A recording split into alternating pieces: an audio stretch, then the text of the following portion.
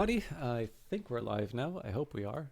Maybe you'll just blame me for having the millennial pause. See, I'm I'm with it. There's a lot to get through tonight, and I do apologize. First of all, I apologize for the apologies, and then I apologize for starting late. I kind of thought that my day to day was sort of sorted out. And it's not. I have got a ton of new stuff that I'm doing. All of it is really exciting, and I'm looking forward to being able to share a lot of it with you. But I'm also behind on a few things that I wanted to do. There's new opportunities that are opening up.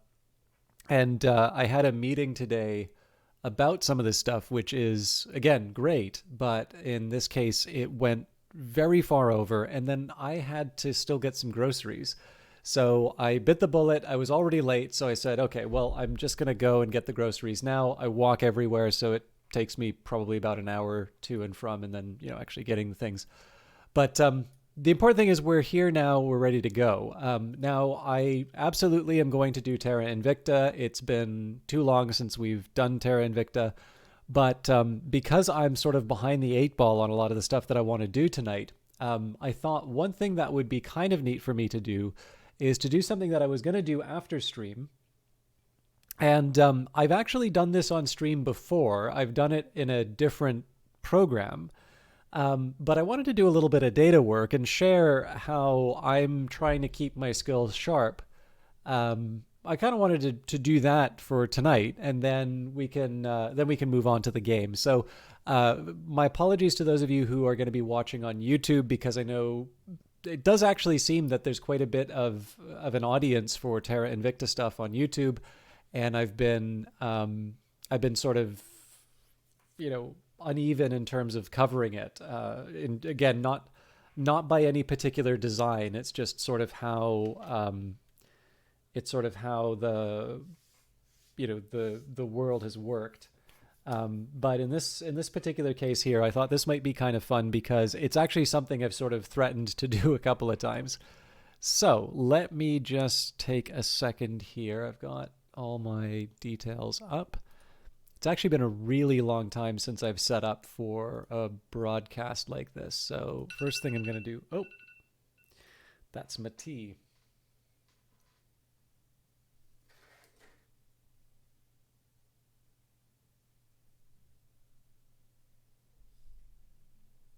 I went for the store brand this time. Can't take all the fancy tea for each stream. So I got a virtual machine up and running. It should be, well, not up and running. So this has burned me in the past, but I have basically just a virtual machine, which I've been trying to do more and more of my data work on. And the reason it burned me in the past, there was an update that, long story short, I basically just lost everything that was on that, in that, I don't know, state, whatever the proper word for it would be. But I'm trying to make it work. Oh, come on. Sorry. I've got it set up for myself, not for streaming, so this is going to be a little weird. It's just because you will see more than the space background in a little bit, but basically I'm set up here. My primary monitor is 1440 horizontal lines of resolution. My second monitor is 1020, and that causes all sorts of problems when it comes time for, yeah, man. Okay, I have a better option.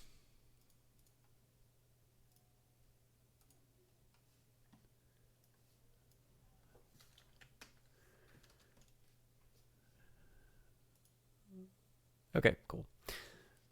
So I'm just going to work on my second monitor, but that means I need to move OBS to the other one.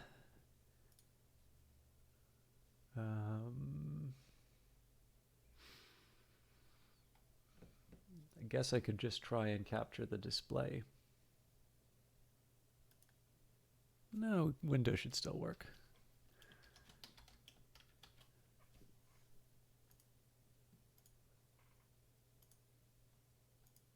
There you go. Okay. So, once upon a time, I did a paper that I really liked in my undergrad, and it was basically on the long-term economic effects of the slave trade. And that was done in a language called R, which I actually have in the background here. To be honest, R just kind of sits in the background and gets updates, and I never use it. I primarily use Python, and I have for a while now. But the thing is that, so this is not to advocate for one particular solution over another. And it's maybe worth mentioning here.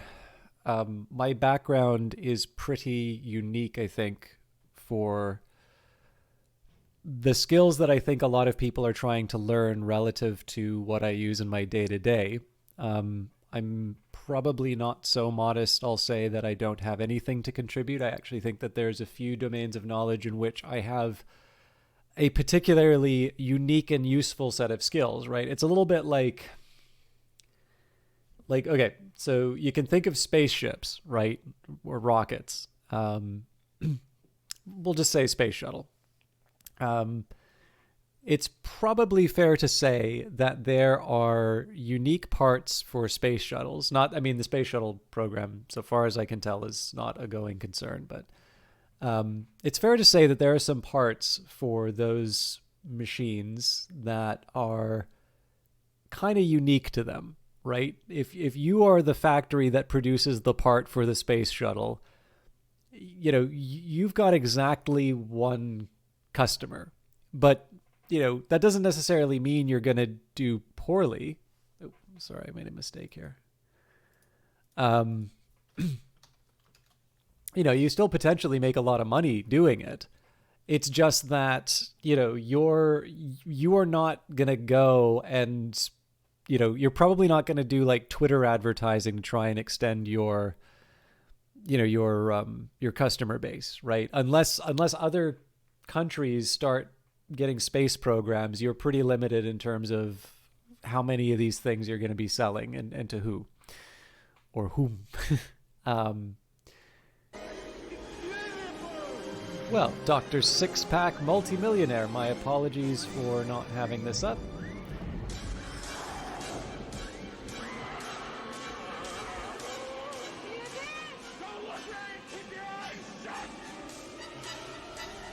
Now, either you've changed your name or you have been a silent follower for a very long time, and I don't, you changed your name. So who were you originally?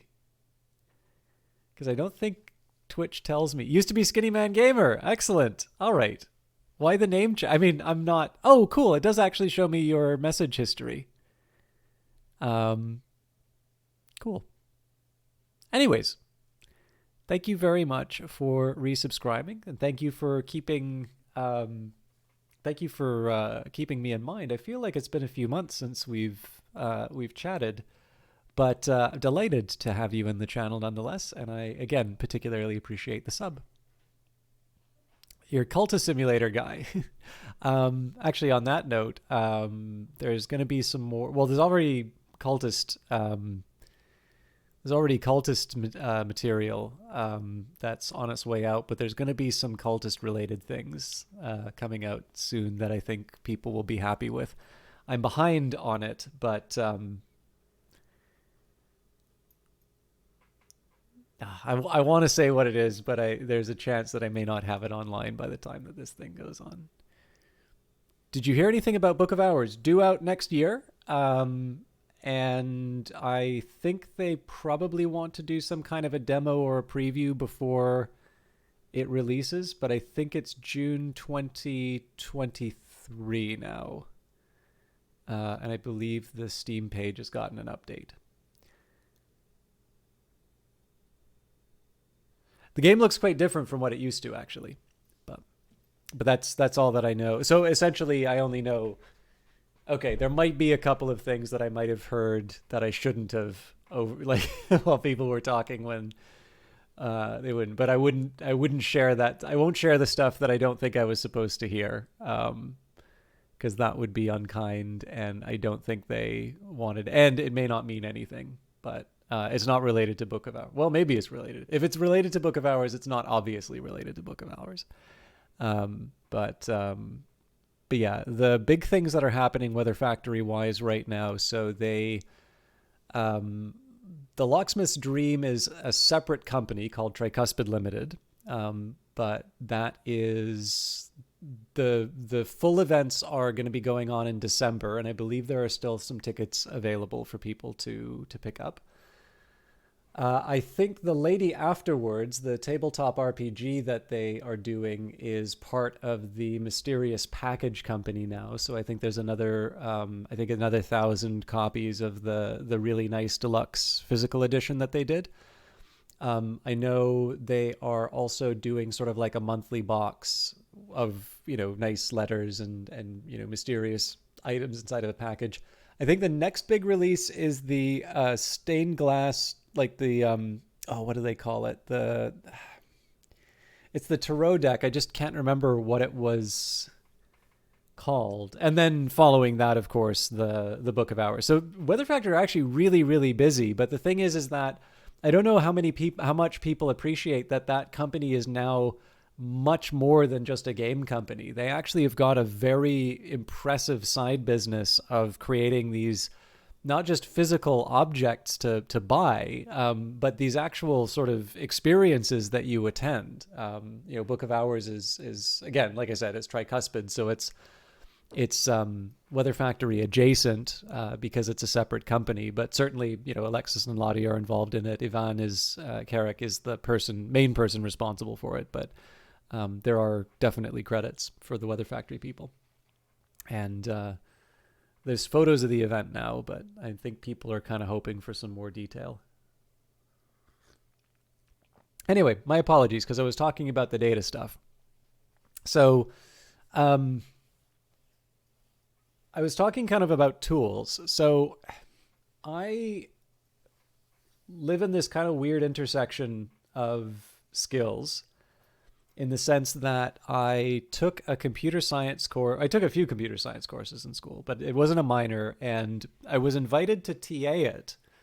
It was the introductory. So there's like 3 that I TA'd: introductory programming, intermediate programming, and then the discrete math course that's sort of like an introduction to data structures and algorithms. So you've all seen my programming. I'm not a good programmer, but I feel like I teach it reasonably well, and I certainly know my way around a computer now, let's say. And then my major and my graduate work was economics. And the thing is that I think the computing skills made me a better economist, because just generally your ability to manipulate data, and particularly to be able to manipulate sort of unstructured or otherwise difficult to manage data, is really, really helpful. So a lot of stuff that I would wind up working with would be in the United States, for instance, when there's like regulation that's proposed, there's like a comment period, and the comments from the public are made available. So like this, I think there was like public comment for the Dodd-Frank Act, the sort of banking regulation that was being proposed after the 2008 financial crisis. And you'd see everything from the God has decreed that there must be free markets in this country kind of comments, to things that are very clearly written by lobbyists, and it's very clear that there's been a bunch of legal polish behind it. And just being able to manipulate very large amounts of data like that, and to turn it into you work for the US FDA. So there might actually be another part to this story that's useful for you as well. But yeah, obviously if you want to, so much of this data is in text form, which is not necessarily the sort of thing that you can just do math with. But if you have a way of transforming a lot of that, that large amount of information, certainly there's a lot of information inside of it. We wouldn't have public comment processes if we didn't, or if there wasn't. But being able to turn that into something that you can do some kind of a credible inference from is a whole other question. So that's the one thing that I've tended to find computing skills have been really helpful with. Now, if I am doing economics, and particularly if I were to be teaching something like econometrics to people, there is one program that I would prefer to use, and that is Stata. Stata is very friendly in terms of its syntax. If you want to run a regression, it's basically reg yx, and then if you want robust standard errors, comma r, you don't get simpler than that. And you spend a lot less time teaching people to program, and you spend a lot more time thinking about what do these commands mean, right? It's very easy to type in stuff. Like scikit-learn makes machine learning just ridiculously easy nowadays. But the great challenge is that there's a lot of pitfalls that you can run into if you don't think carefully about what you are doing. I'm actually running into this in work, where I certainly have some colleagues, and I like the fact that they're really excited by these new techniques. But I was kind of going over something that they'd written, and it's just, for me, comment after comment here saying is well, if you do this, then this is true, but this can't be true because you've assumed this. And it's just it's nice to just be able to write a bunch of commands and say it's machine learning, so it has to be right. But, there is actually machine learning is almost just like statistics with better PR. It's it's no more magic than, doing a very complicated statistical model is, right? That is essentially all that it is. And it may not even be that complicated, to be honest. But yeah, in any case, you can charge more for ML. Yeah, absolutely. It's kind of like when you're writing a statistics textbook, if you put for business, you just change all of the examples to have dollar signs in them and charge 3 times as much for the textbook. So another one that I notice is that I have had to work in a place that uses SAS. And because you work for the FDA, this may be required in that case. I'm pretty sure FDA is the one that has, in any case. But because I'm not in the States, so I don't know this for sure. SAS is an incredibly powerful statistical program. And it has its own systems. Oh, that's interesting. I didn't know that. But SAS is old, right? Hey, Danny boy. Thank you very much for the follow. SAS has got some, it's I think from the 1970s. It was a statistics professor who wrote it first and then eventually spun it up into a company. So far as I can tell, that company maybe has lost money once in response to the COVID-19 pandemic. Other than that, I believe it was one of the few companies that sort of had an unbroken track record of profit. And one of the things that impressed me the most about SAS was that there's a library at work. So I was trying to do something kind of complicated. I think it was I think I had categories in my dependent variable or something like that. But anyways, it's some weird corner case, which I'd never really I never had really thought about it, never really ran into it before, but it felt like it was the right way to go. And I needed to get some kind of special correction to my errors. Couldn't find anything in the literature about it. Not that I looked really hard. None of my coworkers had any idea they didn't even know the model I was running in the first place. So that was a dead end. But I went to the work library and I opened up a couple of SAS books that seemed to be touching on the subject I was interested in. And even those SAS books didn't actually have the thing I was looking for, but they presented a couple of options that were in the proc, which if you've used SAS, you'll know what it is. And if you haven't used SAS, it's not important. It's basically the function I was running. And that was enough for me to sort of say, it's like, oh, okay, so no, if I do this, then that's going to get the correction that I wanted, and then I'm home free. Like the computer will take care of the rest. So what impressed me the most about SAS was that basically it was a program that was written, and it wasn't written like, one thing I love about Stata is that basically they've implemented just about everything. So again, like reg yx comma r, and you go about your day. But of course, if you don't have something implemented and somebody hasn't implemented it for you, you're stuck, right? There is like a matrix language for it, but chances are if you use Stata, you're not using it for that. You're using it because it has a lot of cool things already built for you. And what was cool to me about SAS was that even though it was kind of old-fashioned in its syntax, and it took me a little while to learn when I was starting, I liked the fact that it was built in such a way that it did not assume that it knew what every problem I would run into was. That instead, that it was constructed in this very sensible way to allow me to just kind of make my own estimator if I needed to. And kind of once I hit that moment, I began to use SAS quite differently. And it's kind of like, I don't know, it's the end of Star Wars. I turned off the targeting computer and used the Force. And I'm actually quite fond of SAS, if I'm honest with you, but it's quite expensive, and I know a lot of divisions and a lot of departments try to move away from it. So I don't think I'm going to be allowed to use it for that much longer. So, and this is, of course, the reason why, for myself, I don't use SAS in my day-to-day. I use Python because Python doesn't cost me anything. But I was talking about how I keep sharp. So there's a set of things that I do at work which can be very interesting and unique, but they are not necessarily all of the things that I've learned. And more importantly, I will try to do little projects for myself, but if I'm doing something that's just for myself, I'm probably going to focus on things that I'm very good at because they make me feel good. And if it's something hard, then maybe I'm not going to be paying as close attention to.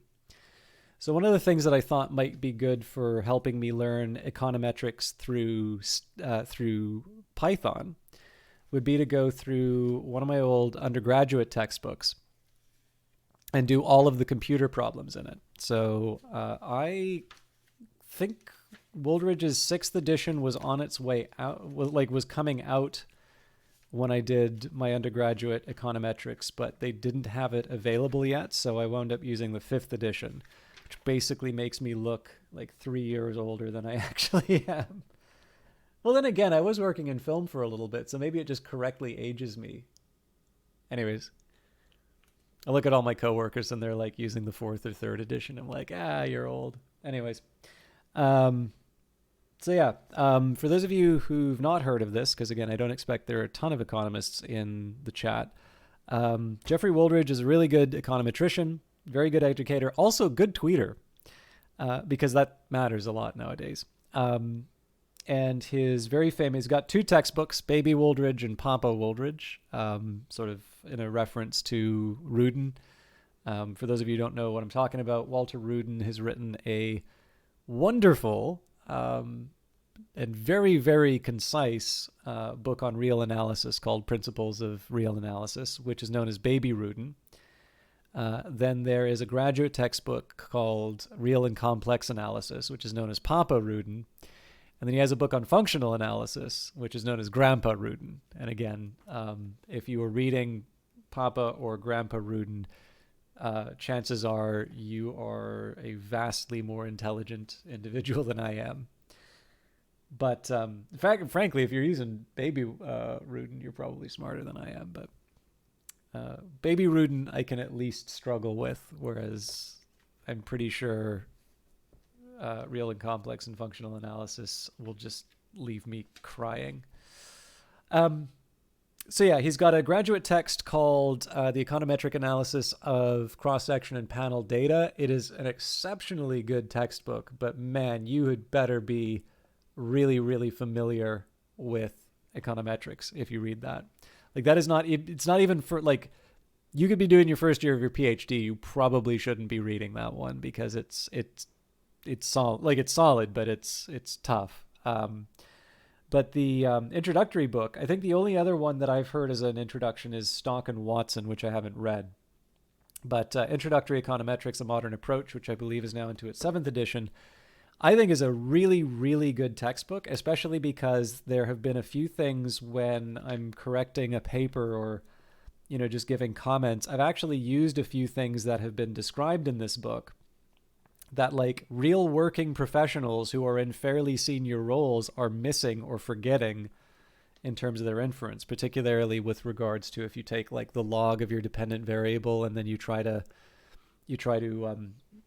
take the exponent and get get a predicted value, or from the predicted value, there's a really common mistake that people do with that, and basically you can't treat it like arithmetic if you've done a regression. I'm not going to go over that today. But the other thing is, because this is an undergraduate text, in theory, these are the kinds of problems that I should be able to handle without like really getting stuck and, not being able to know where I'm going. So what I did was, from the first chapter, which is just simple ordinary least squares, so like one variable, I'm now on to chapter 19. I finished chapter 19, chapter 18, which is the last. It's just called Advanced Topic in Time Series. So it kind of does everything from forecasting to co-integration and all sorts of other Well, I guess they do something on unit roots as well. But yeah, it's basically all the advanced stuff that chances are your prof tells you this is really important, but we don't have time to do it.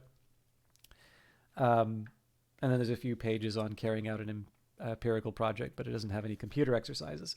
So what I've been doing, and I think I kind of started this when COVID started, I've been just trying to do the exercises in the back of this because they're ones that shouldn't be hard enough that I don't understand how to do.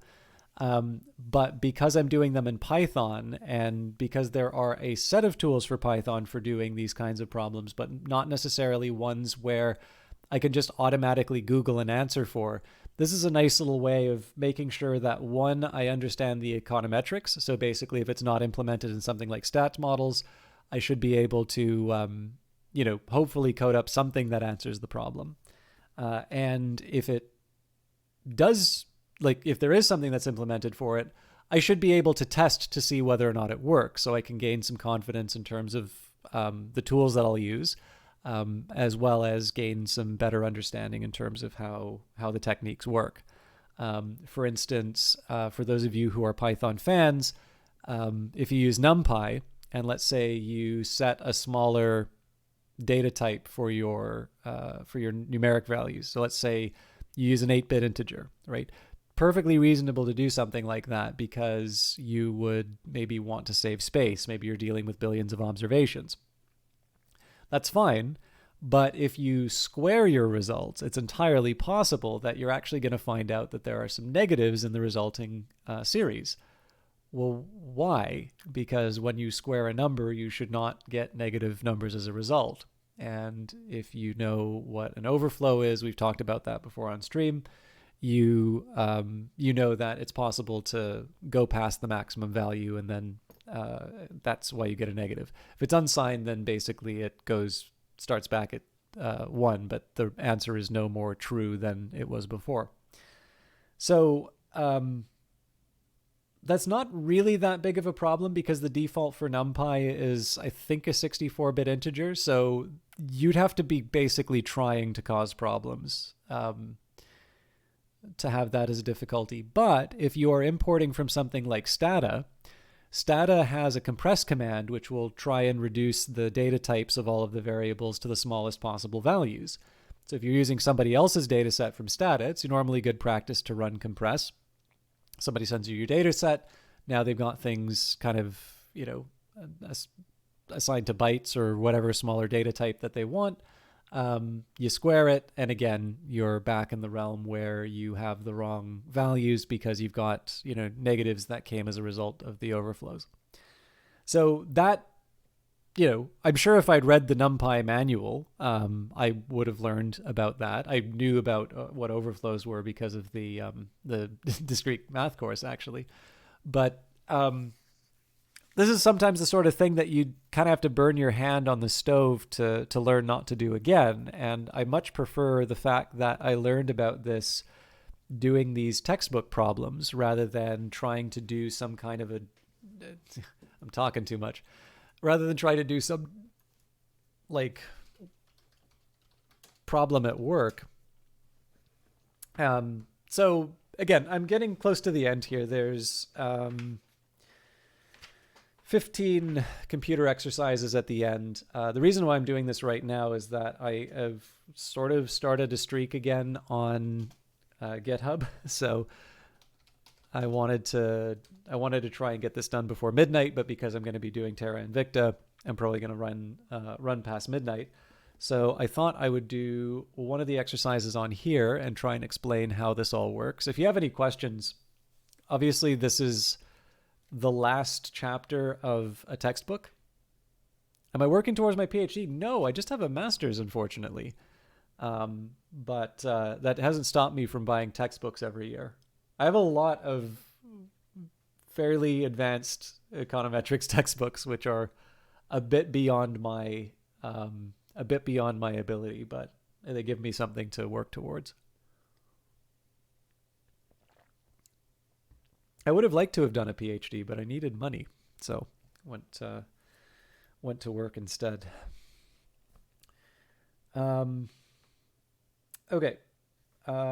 So the exercise here, I don't have a webcam, so I can't show you what the textbook looks like, but it says, in testing for co-integration between GFR and PE in example 18.5, add T2 to the equation. So in this case, I think they're asking for squared time. I'm going to figure out what GFR and PE when I read the exercise.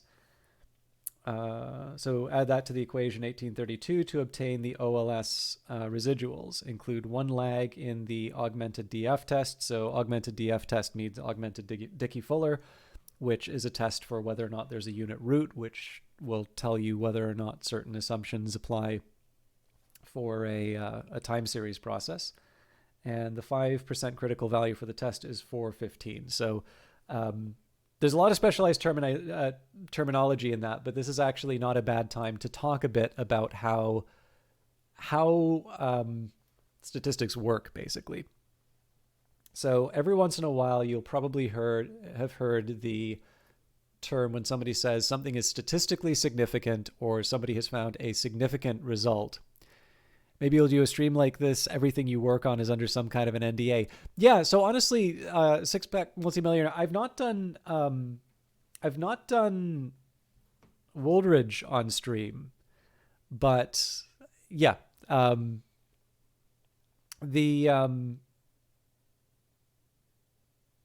but like, honestly, like textbooks or just very straight, like, so for me, part of this is just about making sure I do the sort of stuff that I don't just naturally do on my own time.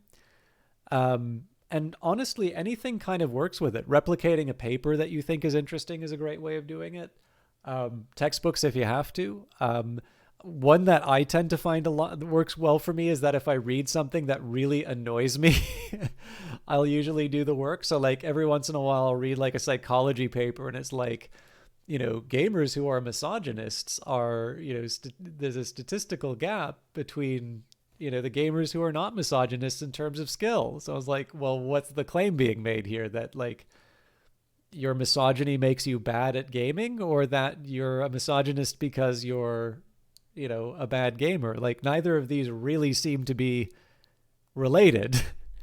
As much as I'd like to anyways, like, so, but that one, it was like there's a pretty simple correction that you can do to one of the models that they ran because of over dispersion, and all of a sudden the effect vanishes. So it's like, okay, yeah. So it's one of these ones where you get a significant result and you want to, and it's a fun story. So yeah. So I'm enjoying this chat with Six-Pack Multimillionaire, but I was going to explain things in basic terms for everyone. So Six-Pack Multimillionaire here mentions P less than 0.05. So what does this mean? So when you're dealing with statistics, essentially you will have a set of observations, usually referred to as your sample, and you're going to have observed a number of basically you've observed a state of the world. You see a collection of things. Usually we call it a sample because there is a population that you're interested in, and you've taken a subset of that population that you're taking a look at what's going on. So, for instance, if I were to be trying to do something on, let's say, the returns to education, how much is a college degree worth? I would probably be looking at the working age population and taking a look at, which ones went to school and who's making how much money. And then there's a bunch of other statistical problems you try to solve with that or try to solve before you could make some claims about that, because it's a tricky business. That's a very well studied problem, actually. So there's a couple of good books that you can read on that use those examples, actually. But basically, I guess this is the worst way to introduce this idea, but basically there's always the chance that you just got very unlucky and you happened to observe, something that's truly just 1 in a million, right? There's absolutely no, there is no rule of science that says that every time you draw a sample, it's going to have those nice properties that we want. And in the end, we're making sort of these statements. We're largely making statements about what evidence there is. So a very common argument that you will hear in terms of statistics will be a statistically significant result. And essentially what it means is that we sort of say, okay, so here's the world as it normally works. And here is, what we have observed in this experiment, or here's what we've observed in this, this study that we've done here. And we have this result, and this result is so far away from what we would consider to be sort of normal everyday experience that we would call this a statistically significant difference.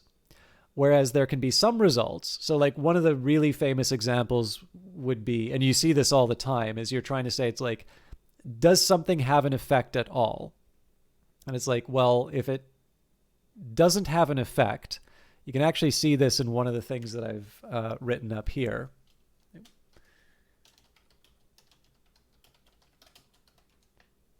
So I had PCSP1 equals PCSP2 equals PCSP3 equals 0. So one way you can mathematically model this, right, is you can have a variable. So let's just say it's a 1 or a 0, and it goes 1 if you're male, 0 if you're female. And the idea here is that, so this one in particular here was a test of multiple comparison. So I was basically doing a test to see whether or not any of these were different from 0. The implication being that if I got a p-value greater than 5, that I would have been able to toss these out of the model. Although specifically this was looking for, I don't know if you know Granger causality, but basically this was to part of a bigger question that the textbook was asking. So in this case here, I needed to essentially show this relationship, that the expected value given this information set was not the same given this information set, because I was able to reject the null hypothesis under the different information set. It followed that the expected value of yt was different, hence Granger causes it. But Granger causality is a bit of a misnomer because causality usually that talks about something we're looking for something really specific when we say something causes something else, but it's a term that's sort of stuck. So anyways, sorry, I'm trying to explain in layperson's terms. So one of the ways you can mathematically describe these sorts of things would be, like again, let's imagine that I've got a variable which says, whether I'm male or not. And let's talk about the gender wage gap, right? I'm not saying this is the best way to approach it, but let's just say that like on the left-hand side, there is my income. Right-hand side, there are all of the characteristics that should account for income. And this can be everything from work experience to where I grew up, education, raw talent. Just imagine we've got complete information about everything. And one of those factors that we've included is a variable to tell whether or not I'm male. Now, if there is a difference purely because of gender, you would expect that the coefficient, so the number that appears in front of that variable, is going to be a number other than 0. And this would mean that if I'm male and that number is positive, that means I make more money purely because I'm male. Again, we're assuming that every other variable is accounted for. And if the number is negative, then that would mean I make less money because I'm male. The other alternative would be that once all of the other the other relevant information is accounted for, gender is irrelevant. In that case, you would expect it to have 0, right? Because if you multiply something by 0, it's 0. So when you would do some kind of a statistical test, what Dr. Sixpack Multimillionaire was talking about here before is there's this idea of the null hypothesis. And if you watch a lot of cop shows, you know innocent until proven guilty, right? So in this case here, when you have a null hypothesis, you're saying, here's what we assume about the state of the world. And in this case, one very common statistical argument you'll see is to say, we assume that this thing that we want to try and say has an effect on the outcome. So again, let's say I'm using gender wage gap as an example.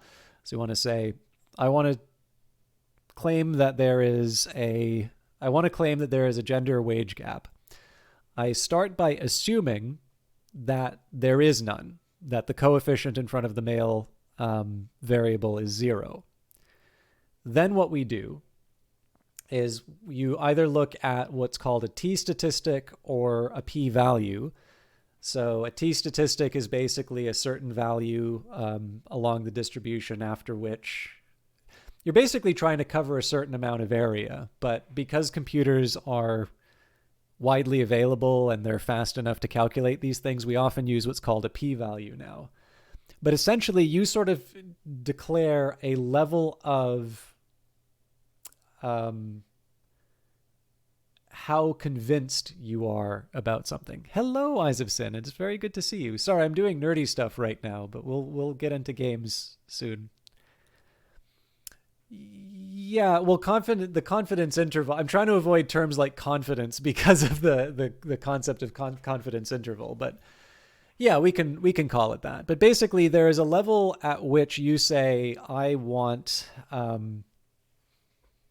There's a level of certainty that I want. And in some contexts, people will say 10%. And that'll basically mean that there is a certain amount. 10% generally means that you're a little bit more tolerant of false positives. 5% is traditional, at least in terms of economics. Sometimes 1%, depending on the nature of the problem. Physicists would be horrified by this. Physicists tend to use, several decimal points or several significant digits to the right of 0 for their significance. But they also deal with physics. Like particles just tend to behave a lot better than people. So generally, in terms of the social sciences, you can get around with like 5%. Oh, that's interesting for drug proof. I always would have thought it would have been like 1%, but yeah, 5% is kind of a standard rule of thumb. I think it might actually have its basis in something that Roland Fisher wrote when he was doing all of this work. And it was kind of like a throwaway line rather than it was intended to be like a throwaway line when, that wasn't really intended to be like the grand man, like declaring the official standard. But 5% has stuck. So, but yeah, in any case here, the trade-off that you're experiencing is that if you put too harsh of a significance level, you may you may wind up claiming that there is no effect when there should be. Well, there's another version of that story, Dr. Sixpack Multimillionaire, that says he specifically made that recommendation to avoid engaging with Carl Pearson's work because, so far as I can tell, Fisher did not like Pearson very much. Although, oddly enough, William Seeley Gossett, who we would know better as Student, who developed Student's t-test while working for the Guinness Company, apparently Mr. Gossett was very pleasant to speak to and acted as sort of like a bridge between Pearson and Fisher. Obviously, Fisher is much better known than Pearson now, but Pearson made some really important contributions to the study. But yeah, I mean, so I don't want to speak with too much authority on this because so far as I can tell, there is a little bit of a dispute in terms of specifically why. But in both cases, they attribute the origins of the 5% number to Fisher.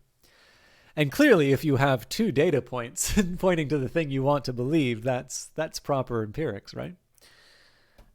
Sorry, I'm making a meal of this problem, but I just don't want to. I may not actually know how to solve this one. So, but yeah. So the idea here is that basically, if you set too harsh of a standard, it's possible that there is an effect, but you've set such a high bar that you're not able to identify it because in the end you are limited to your experiments. Like the fact of the matter is, for the social scientists, it tends to cost quite a bit of money to run an experiment. Usually we deal with, data that's just kind of been collected as part of something else. And, there's a limit to the number of people that you can observe and you can get the data that you need on. So, with that in mind, that's one of the reasons why the convention has sort of been adopted. Although, again, depending on the importance of whether or not you get that right or wrong, you may choose a more rigorous standard. Alternatively, another way of looking at this would be if you're trying to think of something like the post-war period, right? And you're looking at annual data for the post-war period. Well, there's only so many decades after World War II, right? So, I mean, we're kind of getting to the point now where you're starting to get to the edges of the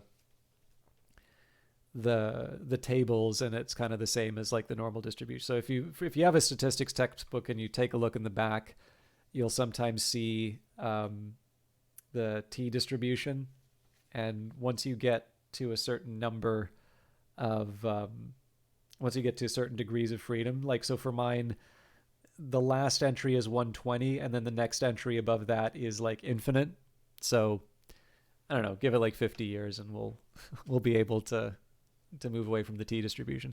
But like the idea here, right, is like if you're looking for like a number of countries on a continent, or you're looking for like you're looking at annual data and you're considering the post World War II period, there's just only so many observations you can work with. And, it's not that helpful to say, oh, well, in the name of perfect statistical, inference, we just can't study these things. Like you do the best with what you have. And sometimes that means that you can say, okay, look, we'd prefer to have something a bit stronger than 10% confidence, but, the nature of the problem has dictated that we need to make some compromises here.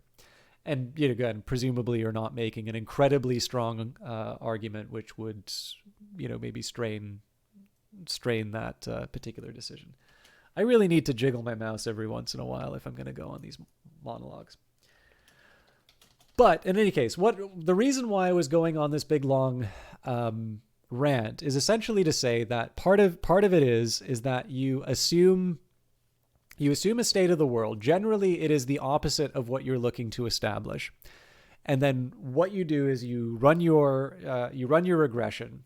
And what you are trying to find is strong evidence against the state of the world that you were assuming. So for this one, we said, okay, I'm assuming that these three values are all equal to 0, which means that all of these could be removed from the equation without effect. The result of that had a p-value of 0.001, so this would be significant, not at the 10% level, not at the 5% level, not even at the 1% level. It's even less than that. Alternatively, I could have used the F statistic and then consulted one of those tables, but life's too short. So in this case here, this in particular, this null hypothesis was rejected, which means, again, just think of the logic behind it. What would need to be true for this not to be true? Either this one, or some combination of them are not equal to 0, which means I could not safely remove all 3 from the equation and still get the same result. So generally, that's the sort of thing that you're looking to establish. And just as a reminder, because it's been a little while since I introduced the problem, it says, so include one lag in the augmented Dickey-Fuller test. The 5% critical value for that test is 4.15. Now, I'm not going to go into the particulars of the Dickey-Fuller test, but basically the Dickey-Fuller test is dealing with the fact, so when you're dealing with unit roots, you can't rely on the normal distribution. So fortunately, some very smart econometricians have sort of dealt with what would be true about the world if this thing was the case, let's say. And I'm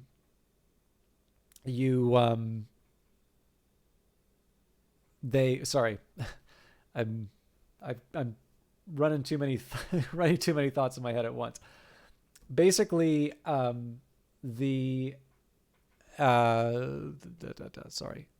Dickey-Fuller test. Because you're working with a different distribution, there's a different critical value. And again, that's because you're saying it's like we're looking for sort of evidence that this is outside of the 5%. So another way that some people will hear about this is like they say if it's 2 standard deviations away from the mean, if you know what standard deviation and means are. I don't know if you're thinking of like someone's height. If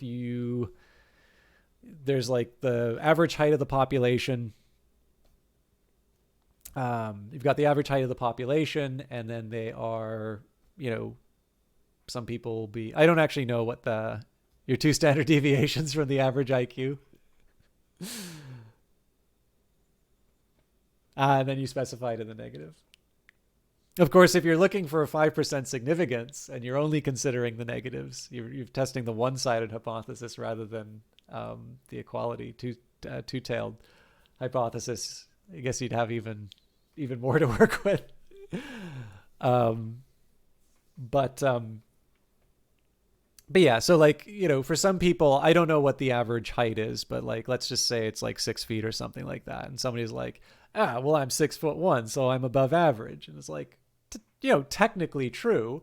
Are you statistically different from the average? No, right? Unless the standard deviation is some impossibly small number. You are, for all statistical purposes, average. But if you run into someone who's 10 feet tall, yeah, they're two standard deviations, away from the mean. So in that case, you can say that they're statistically different from the average. Okay. So let's take a look at this example 18.5. So basically, because they're looking with the Dickey-Fuller test, they're trying to find out if there's a unit root. The unit root basically means that there's you've got the past has a kind of a persistent effect on the future, which messes around with your ability to say certain things when working with time series. Fortunately, I don't need to worry too much about that. What I need to really worry about is the example and whether or not I can do the functions. This is the difference, by the way, between me. This is the difference between me trying to do something in Python and me studying this. So to understand what the Dickey-Fuller test is and why it works, I need to sit down and I need to understand a lot about statistics, and I need to sort of read a textbook. If, on the other hand, I'm being asked to do a problem, in this case, all I need to understand is what is the problem and how, is there a set of commands that I can run to try and make this work? So again, just to restate the problem, in testing for co-integration between GFR and PE in example 18.5, Add t squared to the equation 1832 to obtain the OLS residuals. Include one lag in the augmented Dickey-Fuller test. The 5% critical value for the test is 415. So we go to example 18.5. This is about 2 paragraphs long. Cointegration between fertility and personal exemption. In chapters 10 and 11, we studied various models to estimate the relationship between general fertility rate, GFR, and the real value of the personal tax exemption, PE, in the United States. The static regression results in levels and first differences are notably different. The regression in levels, with a time trend included, gives an OLS coefficient on PE equal to 0.187, standard error 0.035, and an R-squared of 0.5. In the first differences, without a trend, the coefficient on delta PE is negative 0.043, standard error 0.028, and an R-squared of 0.32. Although there are other reasons for these differences, such as misspecified distributed lag dynamics, the discrepancy between the levels and the changes regression suggests that we should test for cointegration. Of course, this presumes that GFR, again, general fertility, and PE, personal exemption, are I1 processes, i.e. there is a unit root. This is me adding this. I1 processes means there's a unit root. This appears to be the case. The augmented Dickey-Fuller tests with a single lagged change and a linear time trend each yield t statistics of about negative 1.47, and the estimated AR1 coefficients are close to 1. AR stands for autoregression. Usually that just means like a lagged term. So AR1 means you include one lag. When we obtain the residuals from the regression of GFR on T and PE and apply the augmented Dickey-Fuller test with one lag, we obtain a T statistic on U hat T minus 1, so that's the lag, of negative 243, which is nowhere near the 10% critical value of negative 3.5. Therefore, we must conclude that there is little evidence of cointegration between GFR and PE, even allowing for separate trends. It is very likely that the earlier regression results we obtained in levels suffer from spurious regression problem. The good news is that when we used first differences and allowed for 2 lags, see equation 1127, we found an overall positive and significant long-run effect of delta PE on delta GFR. I'm going to be honest with you, I thought this would be a little bit more informative as to the problem that I needed to do. So, equation 1832. What the hell is this?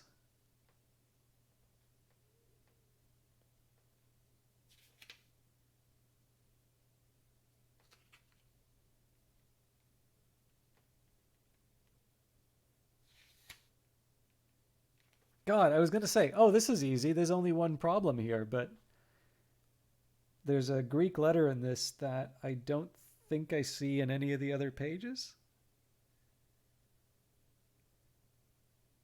Oh, that's just for the time. Okay, cool. So let's do what it says. We'll add t squared. Wait a minute, but it doesn't tell me what data set to use.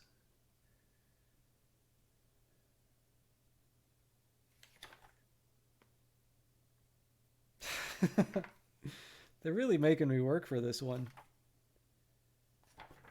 Let's see what's going on in chapter 10. I know the screen's gonna time out on me again, but chapter 10 says,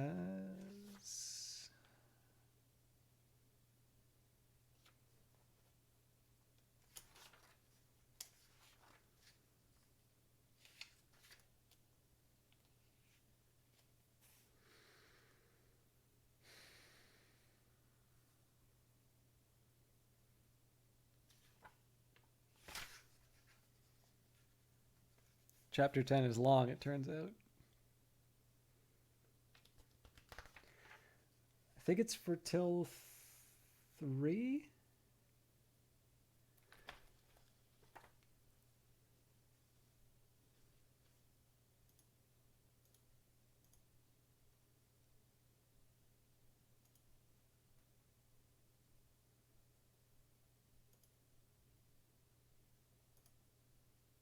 Hello, Cleverbot. For some reason, your messages weren't coming through earlier.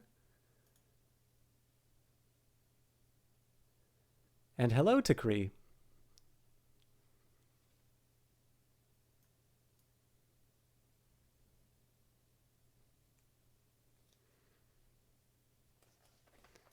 Hopefully, when you say what's normally on here, you're referring to... Oh, sorry, give me a second here.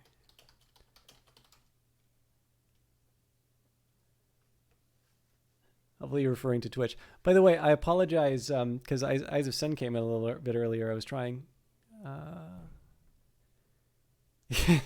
yeah, no, I didn't take it any other way, but... Okay, let's see if I can bring this thing home or not. But yeah, I owe everybody a bunch of shout outs and all of that, but I'm an hour in and I've not made any progress on this. So first thing we're going to do, let's get some data. So I believe it's Fertil 3. Yeah, so that's I'm in Woolridge's textbook, chapter 18. That was the previous lesson. So or previous problem. Okay, so in this case here, I'm using a data set, or sorry, I'm using a library called Pandas. If you work with data in Python, you pretty much have to use this one. So this is just reading the Stata files. The Woolridge's textbook comes with Stata and Excel files. Generally, I prefer using Stata, but in a pinch, I'll use the Excel files. But in this case, we'll go into the Stata folder and see if Fertil, yep, there it is. So I usually tidy this up when I put it on GitHub, but I want to make sure this is the right one. Yeah, so it looks like GFR P, and also has T squared. So it looks like we have everything that the question's asking for. So one thing I sometimes do is just take what I did from the previous one, right? So I load it in here and just kind of run with all of the commands that I've run before. But that's not always really good for learning, and honestly, copying and pasting is a bad habit in terms of coding. So I'm going to take the time and write this all out. And again, I'm going to need to check what the question was asking me again. So so it looks like the dependent variable was the fertility rate, GFR.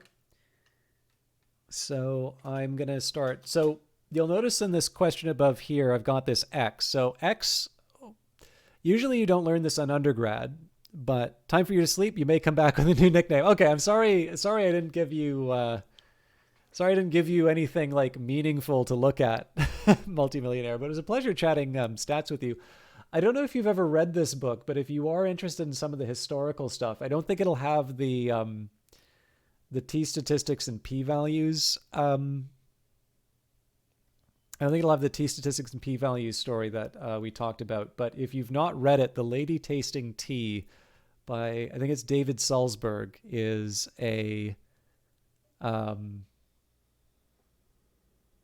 really good and like it's a good read in addition to being a pretty good history of statistical. The Lady Tasting Tea, yeah. 90% sure it's David Salzberg. Actually, you know what?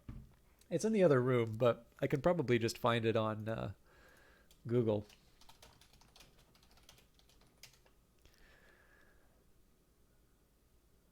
Yeah, David Salzberg.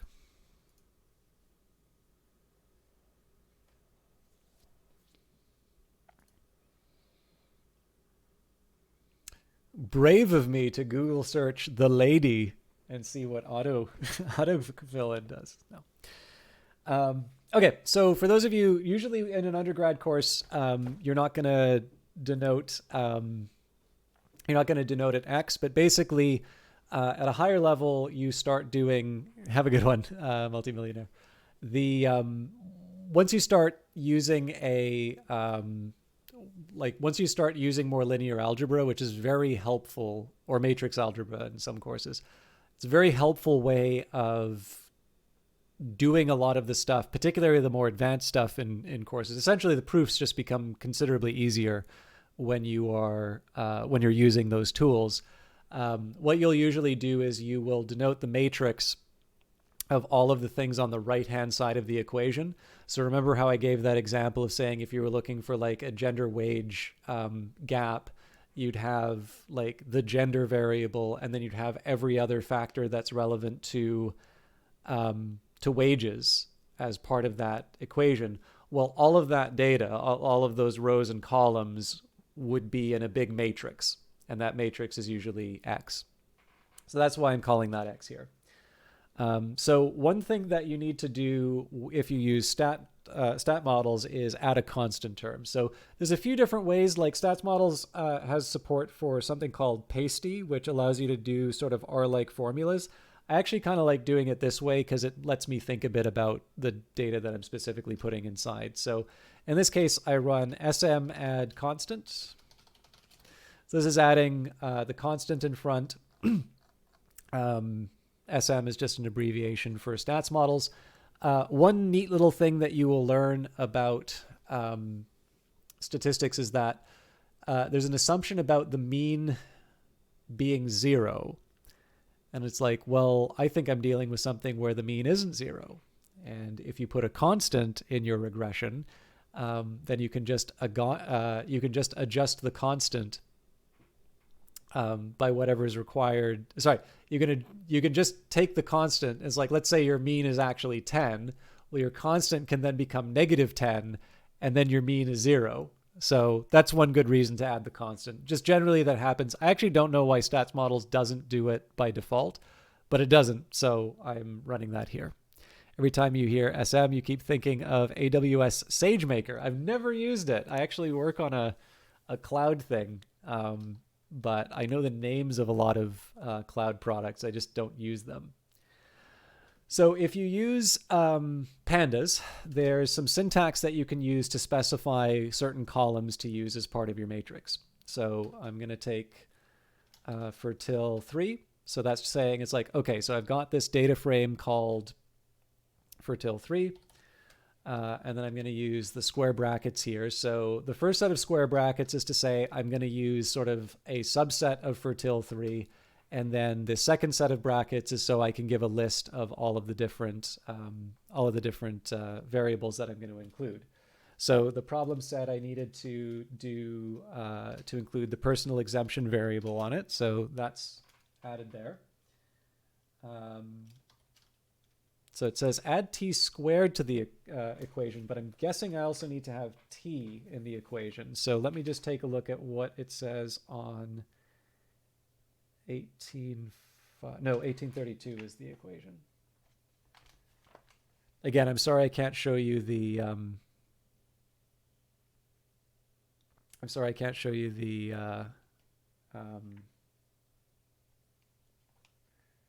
the textbook.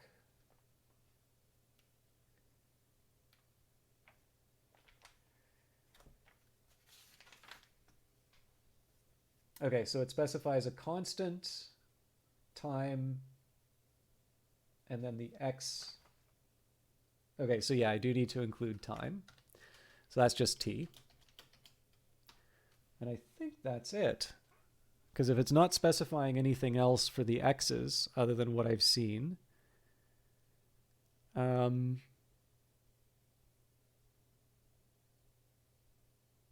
we can just run this. Now, one thing that's kind of, what I'll do here is I'll show you what it looks like to just normally run a, a regression. I'm not actually going to use the regression here, but just so I can sort of show you what it looks like. Now I feel kind of bad doing this. So we say model equals SMOLS. So we were taking the fertility. So this is the same trick I did above here. We said fertility 3, but because or the data set fertility 3, my left-hand side variable or dependent variable, or, you know, there's a few different names that you can give it. Y is sometimes what people call it. I'm not doing a list here, so I can just use the one set of angle brackets. But in this case here, it says just give me the column GFR. There's also the option of using a dot beside it, but I like trying to be consistent in the notation. So the next variable is the right-hand side variable. So this is where I added the constant, and I'm taking these three over here. I am going to be dealing with lags at some point, so I'm just going to put a precautionary missing drop. So this says if there's missing data, normally what will happen is stats models will give you a complaint. I usually just say drop them. I don't care if you don't have the value that I need. And then finally fit. So the reason why I cringe a little bit when I see model is the mathematical object that I'm trying to estimate, whereas OLS is an estimation procedure. And in particular here, what I'm doing is I'm taking this estimation procedure and I'm actually running the function fit on it to try and, well, specifically this is, I'm specifically trying to do a Dickey-Fuller test. So I'm specifically doing what this textbook question is telling me to do. So in any case, we've got, I'm going to fit this particular model here. It's going to estimate the parameters for that model. And I'm going to take a look at what they look like, not because this is what the problem needs, but I just kind of want to show you what this would normally look like if I was trying to figure out an effect. So just do model summary. So there was a reference before to r squared being 0.5. In this case, one interpretation you could give for this is about a little over half of the variation of the fertility rate is explained by these variables. Now, a lot of people put a lot of emphasis on r squared for fit and all of that. It's really, really important not to make this do too much work. Because essentially, think about what this is saying. This is the difference between like the model and thinking about your problem, as opposed to just like running functions on a computer and doing whatever. We're claiming to explain the fertility rate using the personal exemption, time, and time squared. So the idea here is that this is probably some kind of a curve-looking thing. Do you think that is sufficient for explaining fertility? If there's some kind of an omitted variable, then we can't rely on any of these being consistent, and consistency is fairly important for statistics. But again, we're not using this to try and say, okay, so, you know, a 1 unit increase in the personal exemption is going to increase the fertility rate by 0.26. What we're using this for is we're trying to get the residuals, which is basically you take the, if you were to put these numbers in and say, okay, this is what the estimated, sorry, I've estimated values for each of these inside this equation. The equation would be GFR equals some beta in front of usually beta 1 PE, beta 2 T, beta 3 times squared, and then some constant term. Basically, if we were to throw all of the data that we have back into those variables with those coefficients, we're going to get some predicted value, some fitted value, and that's going to be different from what the real value was. And the difference between the two is what's known as the residual. Also, we refer to this as the error. So in this particular case, for this problem, I'm interested in those errors, and stats models gives me the tools to get those errors. So like I said, I'm not particularly interested in this model, but sometimes, like if I was doing something and I wanted to say, okay, here's the effect of this variable on the outcome, I usually wind up looking for this coefficient. And remember how I was talking about statistical significance before? If you've got a t statistic past a certain level, or alternatively, you can look for the p-value. In this case, all of these have very small p-values, so we would say that they're statistically significant. What I would actually be looking for, though, I think it's resid. Yeah, so these are all the numbers here, and there's actually a way that I could calculate these individually, but like I said, I've been kind of going too long on this. So traditionally the residuals wind up being, I think it's like U hat, so we'll just call it that.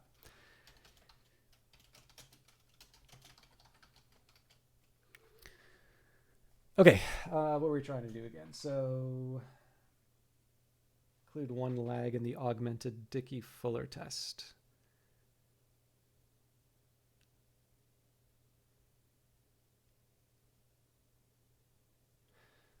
So I think that winds up being the change of the residual on the...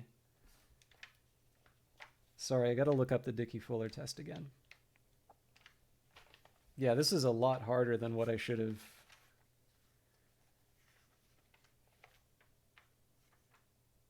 done on stream. But that's fine. I mean, this is how you learn stuff, right?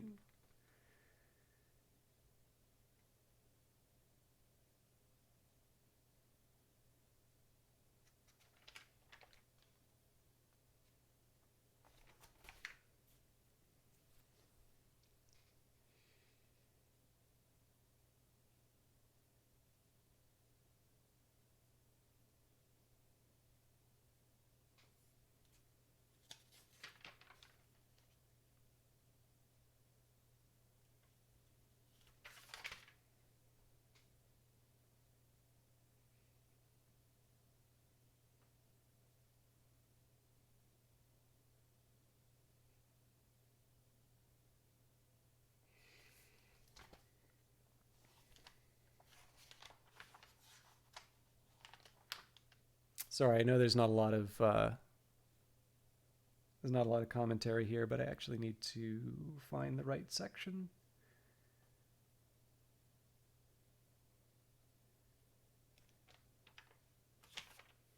Okay. So yeah, what I'm seeing here, first of all, I think I've got this here, but I'm going to have to jump between the two. Oops. Sorry, I just lost my page. Just one more second.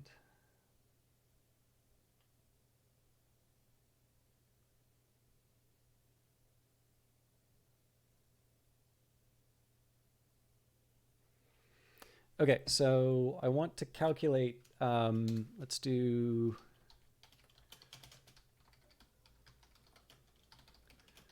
Okay, so just to be clear on what's going on here. So these are the residuals for all of the different observations. I'm shifting these residuals by 1.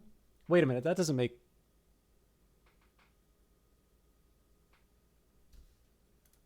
Let me just take a second here. Nope, okay, that is a time series.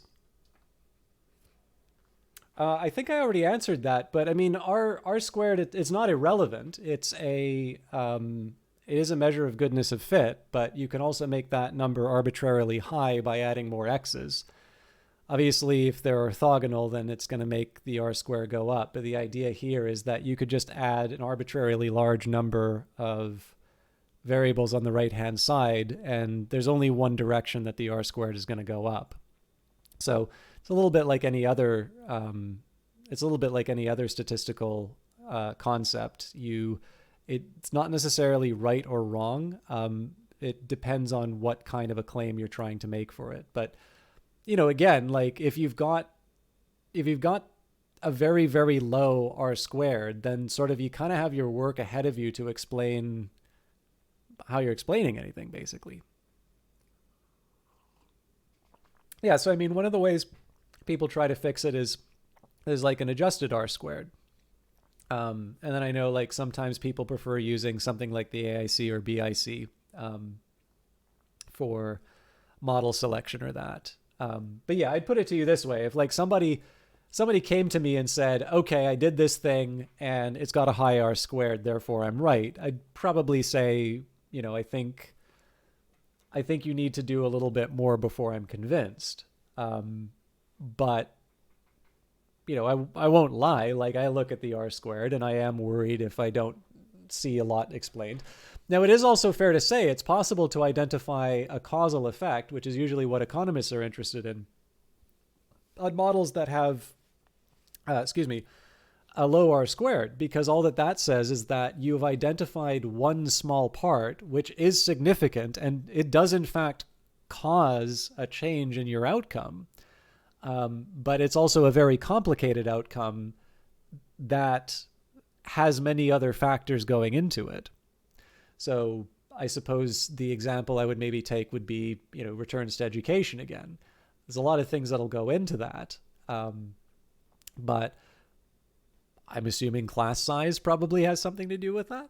And so you could have a fairly credible inference made that talks about the effects of class size, even if ultimately the R squared is relatively low. So, you know, again, it sort of depends on things. Like if somebody were to add just an arbitrarily number, like high number of right-hand side variables to make the R squared go up, that's obvious, right? You just look at it and it's like, this stuff is nonsense. Like, why are you adding it? There's also other consequences for doing that. So that's not like the real reason why you worry about the R squared, but like that's just an example about why that's not like the silver bullet of, it's just an example about why that's not the silver bullet of statistics. Okay.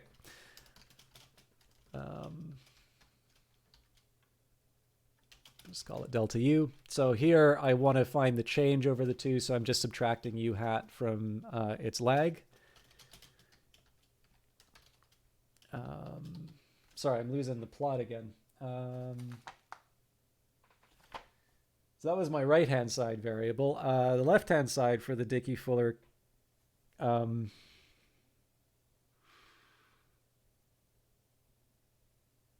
I think I actually need to use the change. So yeah, it says include one lag in the augmented Dickey-Fuller test. And the Dickey-Fuller test has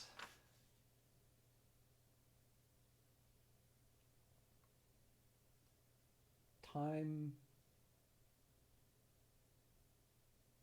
Wait, do I include time in that?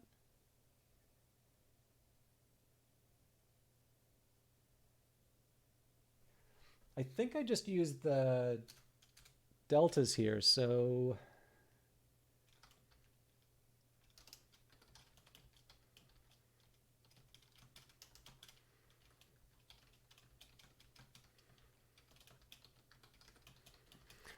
this shift 1 would be equivalent to a shift 2 here because I'm shifting this a second time. So in this case, I'm getting the change of this section here. And sorry, I realize I'm talking absolute gibberish to most people at this point here, but this is actually a particularly tricky one. So now I'm ready to run the, I hope I got this right. So now I take the OLS. The right-hand side is delta U. Oh, hang on. Changing the X again.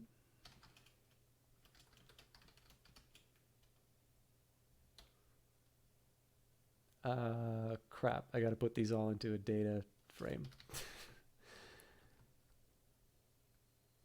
Or do I? It's easier if I do.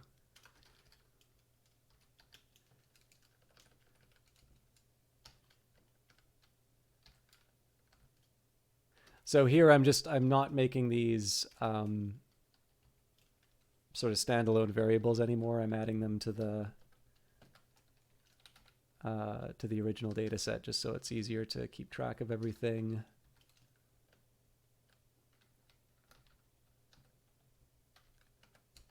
I'm going to have to change the right-hand sides of these assignments too.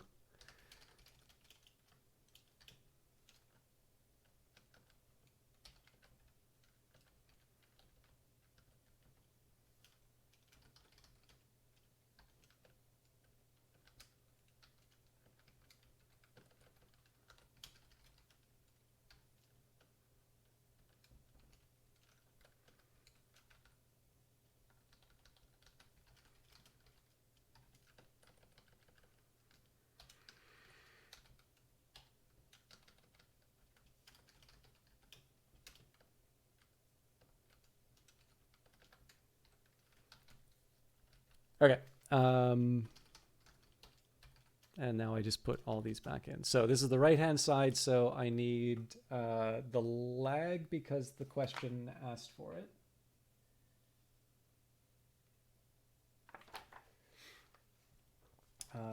So that would be U hat 1. And then I think I also need to include delta U1. I apparently forgot the hats. And then the left-hand side would be delta U. And the part that's really doing a number on me is I can't remember if we need to include t or not. And I really don't want to check the textbook again. So let's just see how this works. So we've got x. So again, we're taking delta u, this number here. We're regressing that on the constant, the lag. So that's the shift of the residuals, and then the change in the shift in the residuals. We definitely need to drop the missing in this case.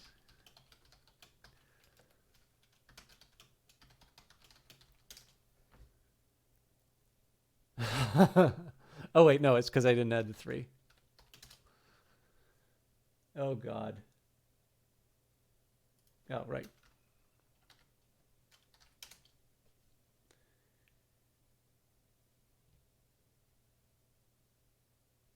Does this make sense?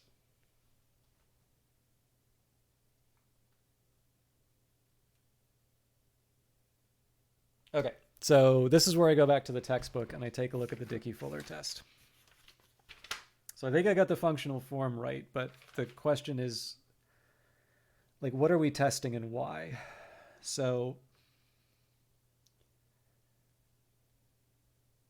the part from the textbook, and again, I can't show you the equation, says a convenient equation for carrying out a unit root test is subtract yt minus 1. So in this case, y for us is the residual from both sides of equation 1817. Okay, so that's got the lag inside of it. So the reason we need to do the lag is that we're trying to figure out whether or not basically the lag term has a unit root, which means its effect doesn't decay over time. And define theta as rho minus 1 under 1818. Okay, what's 1818? Expectation of the error given the lags is equal to 0. Okay, so I think that says it's a martingale. Again, martingale is a specialized term. I'm sorry for using that. This is a dynamically complete model, and so it seems straightforward to test the hypothesis theta equals 0 against the alternative theta is less than 0. Okay, so this comes back to what we were talking about before. The problem is that under the null hypothesis, yt minus 1 is I1, so that means there's a unit root. And so the usual central limit theorem that underlies the asymptotic standard normal distribution for the t statistic does not apply. The t statistic does not have an approximate standard normal distribution, even in large sample sizes. The asymptotic distribution of the t statistic under H0 has come to be known as the Dickey-Fuller distribution after Dickey and Fuller 1979. But we were doing the augmented one, were we not? Yes, so I need to move a little bit further. Okay.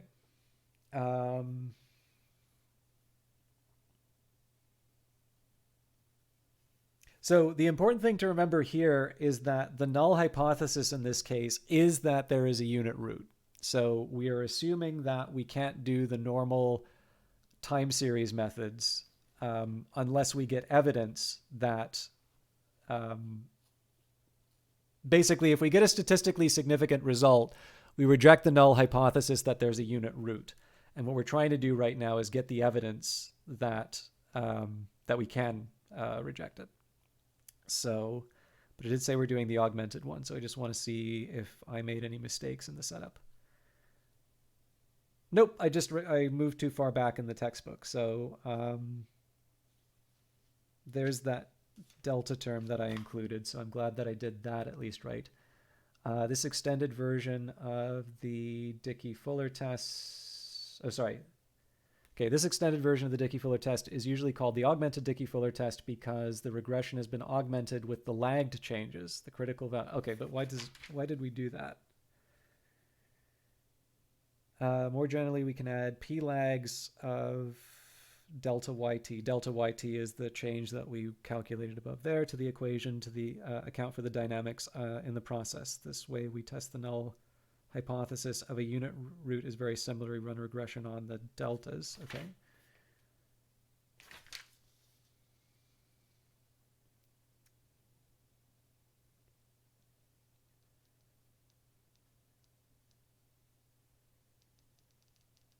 Okay, so basically this is just accounting for more complexity. That's fine. So it's just telling us to make sure we do the more complete version of the test. The critical values and the rejection rule are the same as before. Okay, so it does have a table of critical values. I am really intrigued, though.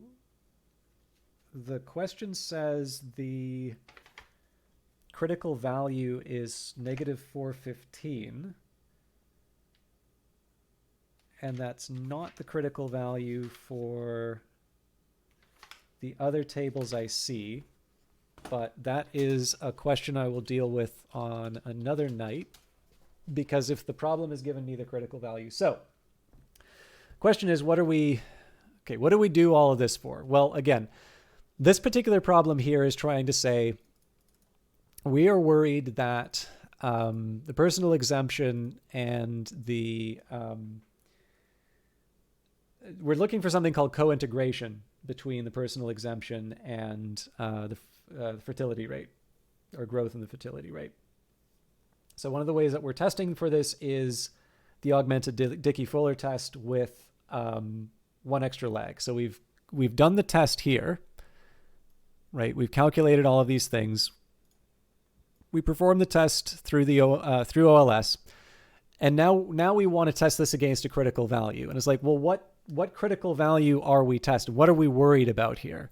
It's not the change in U1. The change here is something that is part of the augmented Dickey-Fuller test. What we're interested in, and it's not the constant because it's the constant. So even like this is just a question of process of elimination. As it turns out, like it's probably going to be the same result no matter what. But essentially here, we're trying to find out, can we reject the null hypothesis that there is a unit root here? If we can, then we say they're not co-integrated. And if we don't, we say there is no evidence to reject the possibility that they're co-integrated.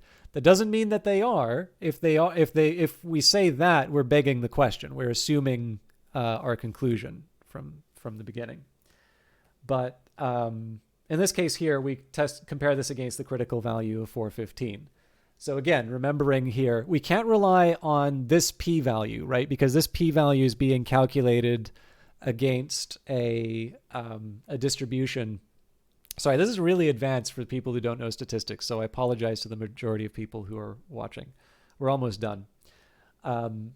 We said because our null hypothesis is that this is I1, so that there's a unit root, that was that part that the textbook was talking about, saying that we can't rely on the central limit theorem to say that this is normally distributed.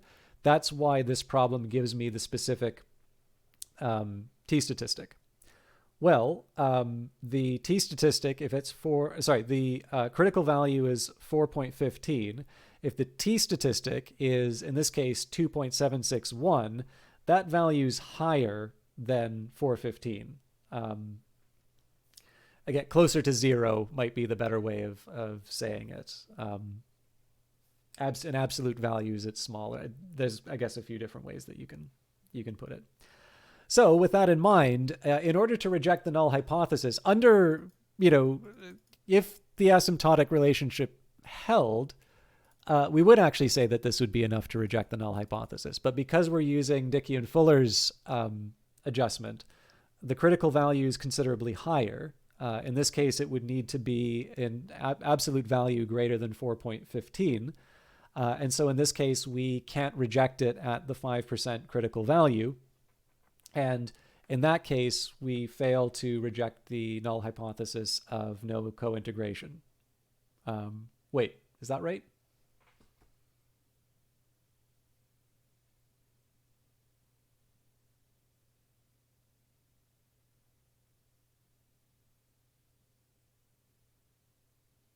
I think I might have misstated the null before.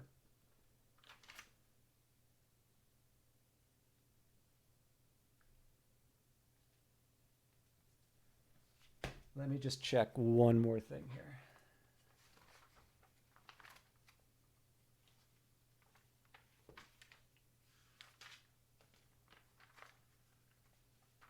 So I spent a lot of time looking at the Dickey and Fuller test, but I wanted, okay. Co-integration.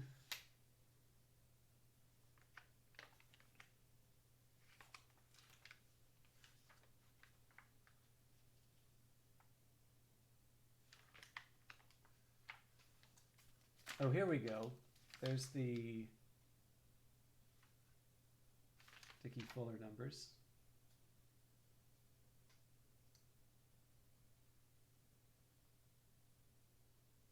Okay, I don't fully understand why it doesn't like, or why I have to do 410 rather than 378.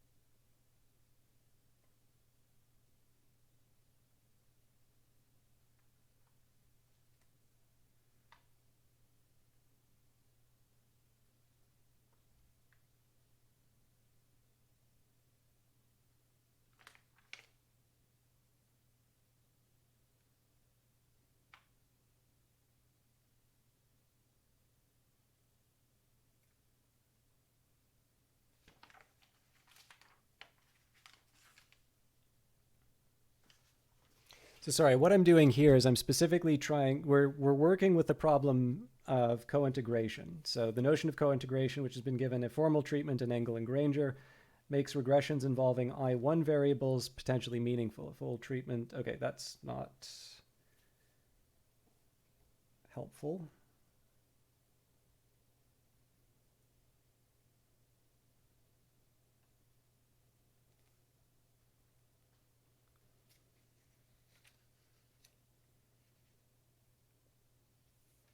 Okay, nevertheless, it is possible that for some beta not equal to 0, y minus beta x is an I0 process, which means that it has a constant mean, constant variance, and autocorrelations that depend only on the time distance between any two variables in the series, and it is asymptotically uncorrelated.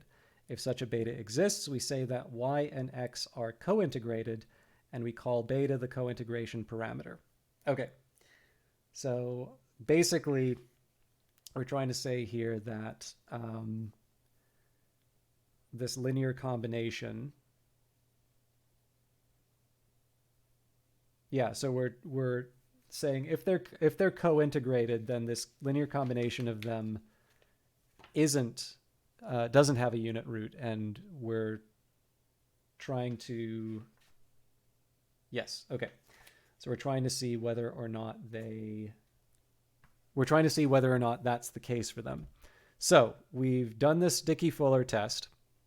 We found that this residual fails to reject the null hypothesis. From that, we're rejecting the null of no co-integration.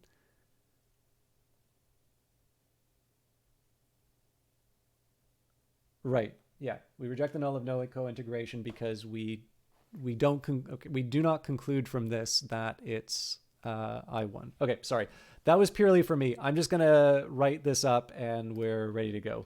This was such an insane problem to do on stream, and I apologize. So,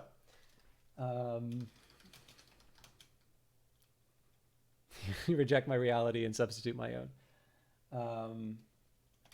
The T statistic.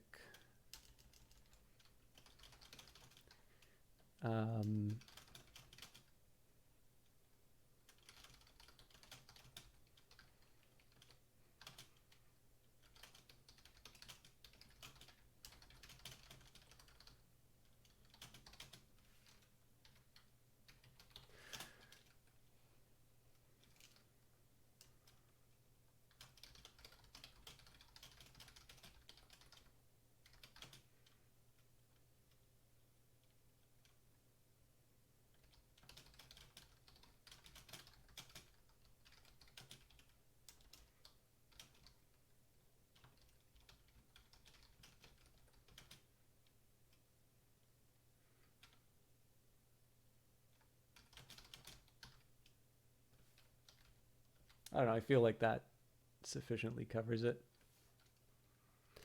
Yeah. So again, we want to try and, because it's a notebook, like there are some, there are some things that are kind of obvious, but basically here I'm saying, okay, the results are above. T statistic is negative 2.761.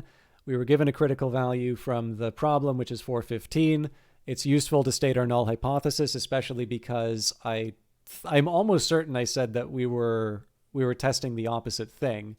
So in this case, because we failed to reject the null hypothesis of no co-integration between GFR and PE, we don't have evidence to think anything otherwise. Again, the problem here is that failing to reject the null is not the same as establishing that as reality. But in this case here, this was a rather specific test and a rather special case.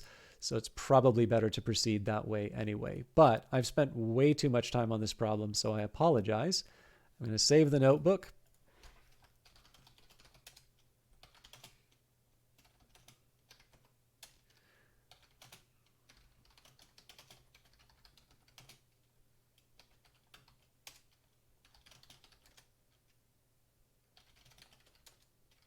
Cool.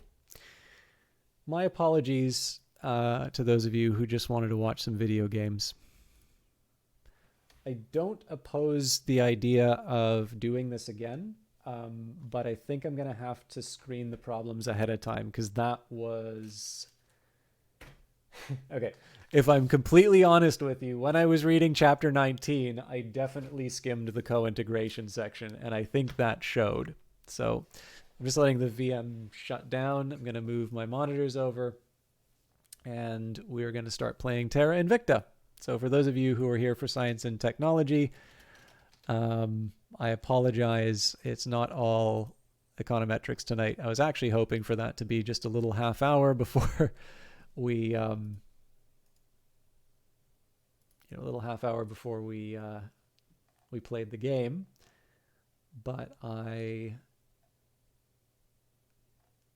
apparently picked a really tough one. Okay, where is Terra Invicta?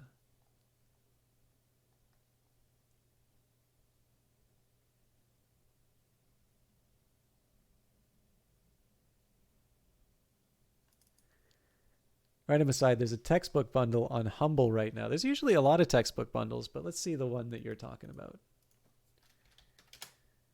Because I do have an affiliate link.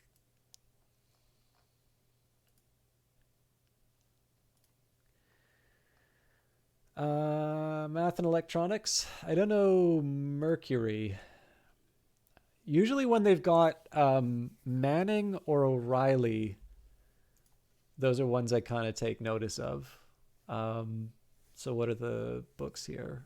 Mechanical engineering, multi-physics modeling, electrical engineering exam prep, essentials of modern algebra.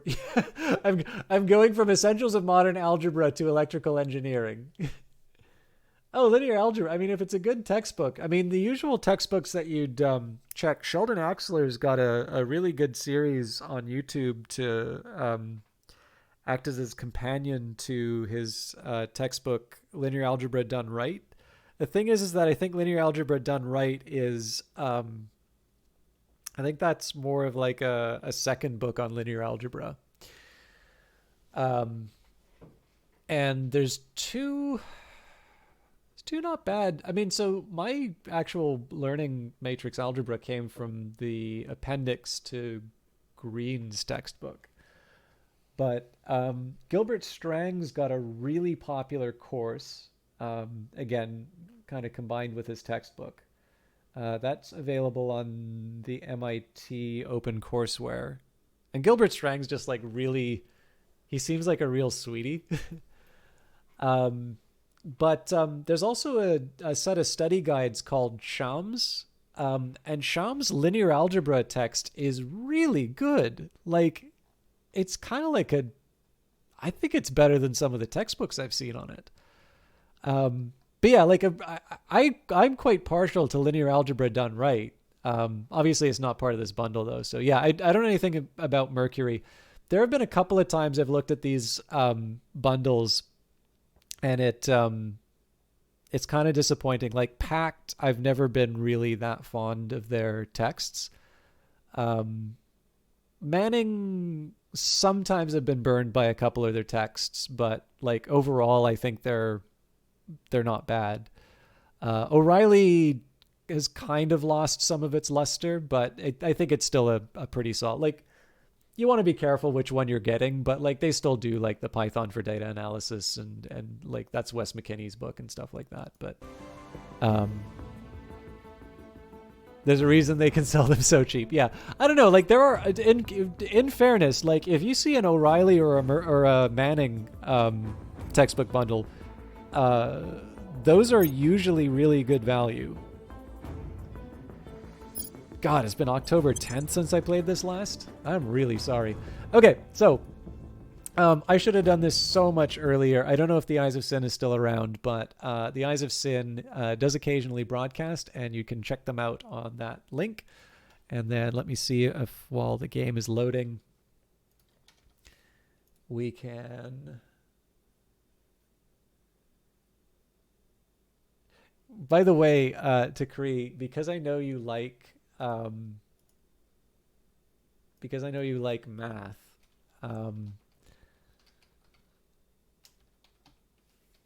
I was debating on doing like my favorite proof, but I'm so late on getting the gaming done. Anyways, The Eyes of Sin is the very talented artist behind the emotes on the channel. They're available for commissions on Twitter, or you can just follow them for all the best memes and the radishes and the, I don't know, the usual Twitter stuff. Amanda's a lot better at Twitter than I am. But if you would like to see their art, I don't think their most recent commission has actually been added on here. I know Eyes of Sun has actually really pushed ahead in terms of their artistic ability lately. But there is the coffee page as well, where a lot of new stuff gets updated. And it is actually also a place where, if you are so inclined, you can buy Eyes of Sun a coffee, because this is how they make their living. But if you just want to see some beautiful images, that works as well. Okay, so for those of you who have been waiting almost 2 hours for this, let's try and figure out what on earth is happening. I know we were working on some space assets. I know I am currently over my influence cap, although hopefully we'll be able to fix some of that. I think the best thing for me to do is just clear out the logs. So Baltic states and Belarus have ended their rivalry. Ukraine and Russia have ended their rivalry. Iraq and France are now allies. Upper Guinea and Iran are now allies. Azerbaijan and the United Kingdom are now allies. I don't think we're assigning counselors to missions right now. Operatives with the resistance has spotted a suspected counselor of an enemy faction in the New Delhi region of India. Well, they're not there anymore. So it was a member of the servants. Obviously, this is already working here. We have lost a control point in Mexico to the initiative. Not great, but we're trying to crack that right now.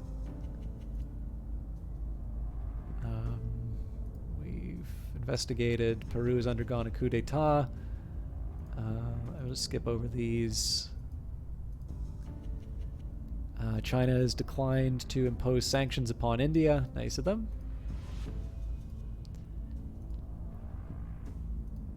I am a little worried about the Mexico situation. Violent revolution has overthrown the government of the Central African Republic.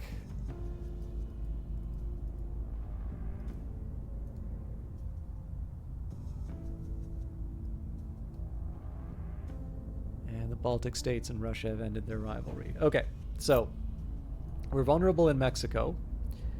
I definitely want to kick the initiative out, although it doesn't look like we have a lot of chance of that crackdown succeeding. I don't necessarily want to push my...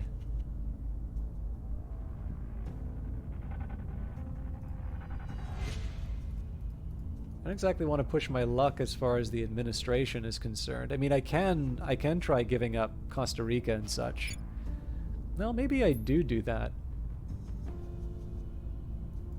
I guess the question is if I realistically can expect to get any more administration Mission in progress. From my counselors. Let's maybe take a quick look at that. So 18 experience.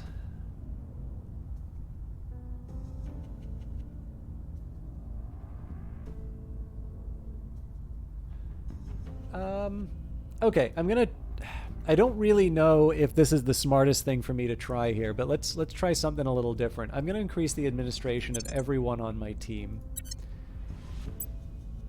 That's clearly not going to work.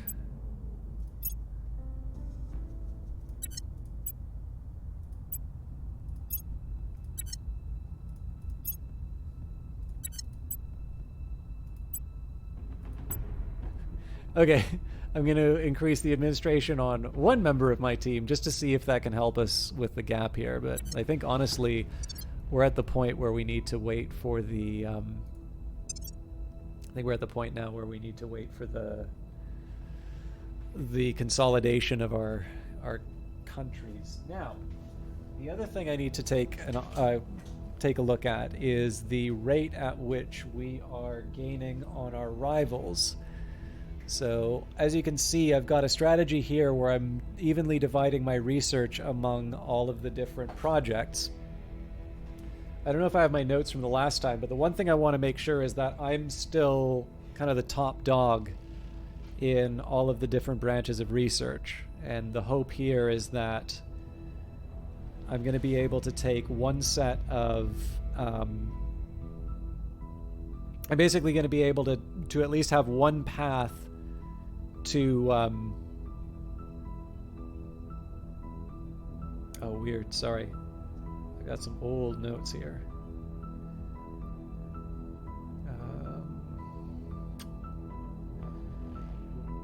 Jesus.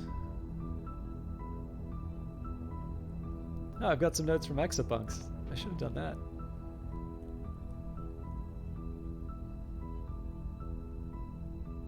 Huh.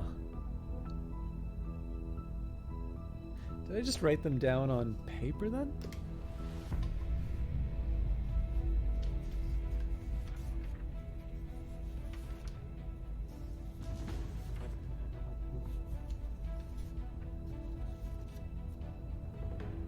Yep, that's exactly what I did. Okay.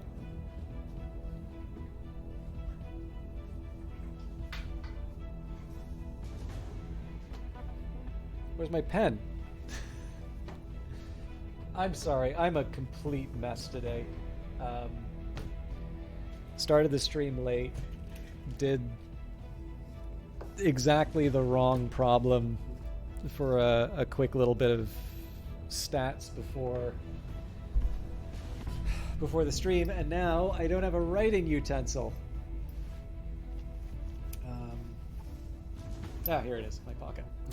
Okay, so last time we took a look at the numbers, it was January 16th. Okay, 944, that's for us. The Academy 521, we're good. I'm just going to confirm this on the right-hand side. 907 for us. No, what's going on here? 312, my apologies. Okay, so 312. 196 from the Academy, yes. 189. Okay. So we're going to... I'm going to leave that aside. I am going to still take notes, but I think we should be fine with the switch. Our long-term goal is to get a base on the moon. Now, I think there was something that was going to keep us from achieving that at the time we wanted.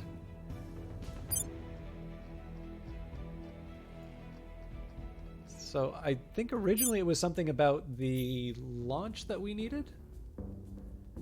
So if I recall correctly, we were going to take the Sea of Tranquility because of the fissiles that it had, and then we were just going to try and take a high water slot next. So if I want to found... Okay, so we don't found a platform. We want to found an outpost. So that's going to take 9 boost. Hang on. I think I remember now. Man must rise above the earth to the top of the atmosphere and beyond, for only thus will he fully understand the world in which he lives.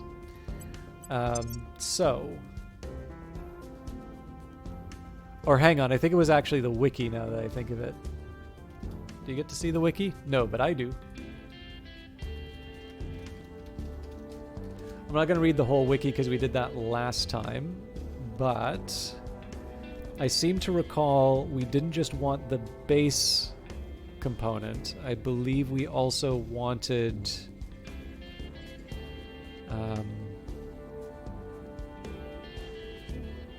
Your first mine. Build a mine or 2 on Luna, then proceed to Mars using the resources from Luna, or go directly to Mars. There's no hard and fast rule for which approach is better at a given time. The key is to be able to start mining for water, volatiles, base metals, noble metals, and space, as these are required to build more mines. The cores and power plants to power all this also require fissiles, but you can also use boost to build these if you have enough of it. On one hand, skipping Luna can make sense if it does not have 2 mining sites available that together produce all 5 resources. On the other hand, you need an extra project, fission piles, to mine on Mars, as you need an impractical amount of solar collectors to produce enough power due to Mars's distance from the Sun. Mars will always be richer to mine than Luna, but cost more boost to send outposts to. It is also harder for counselors to travel all the way to Mars, e.g. to try and take over an outpost. A mine, including core and power plant on Luna, should cost somewhere in the ballpark of 20 to 40 boost. So this is the tricky part. Now maybe we just say you only YOLO once and we found the outpost. So build the core module for a small surface base on the selected site and deliver it from Earth, or a hab equipped with a construction module in the same planetary system. Requires at least 1 free mission control, requires at least 15 funds, and 9... Yeah, so we don't have enough to launch a second one, but let's roll with it.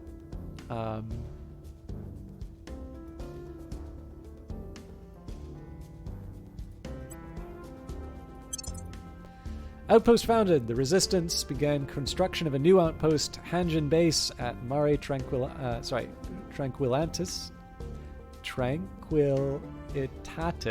on Luna. We completed the Found a Base objective to build a mining complex, support the development of the advanced magnetics, mass drivers, and space mining and refining public technologies. I'm actually going to make a note of that. I'm sure I can read that in my log later, but...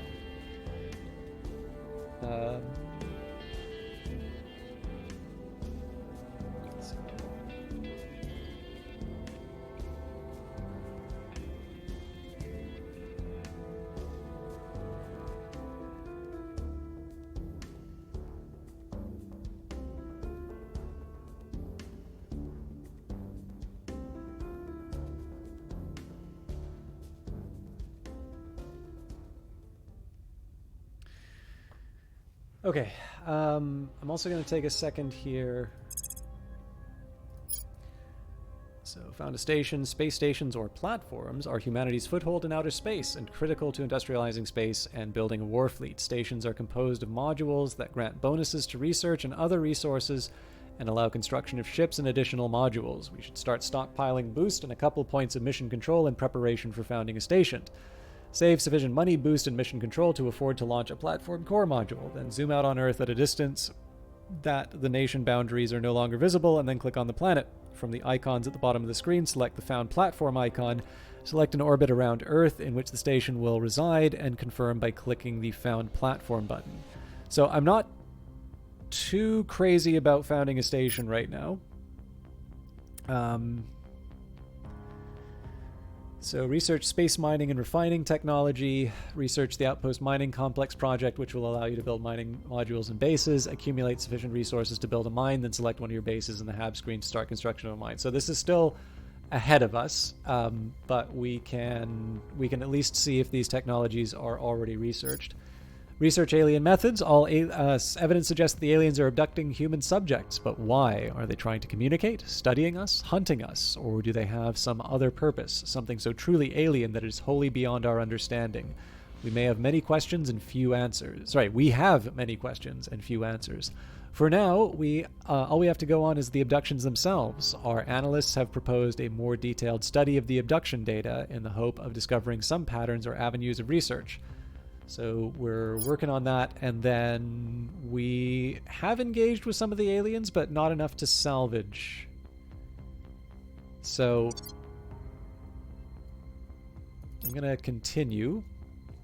I won't pause the game, but what I am going to do is check out the research screen.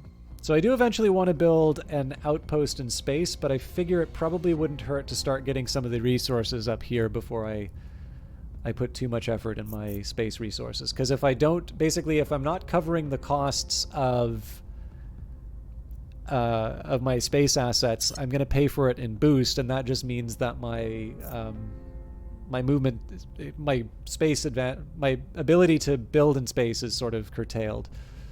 So, let's take a look at research. Doesn't tell me the history, does it?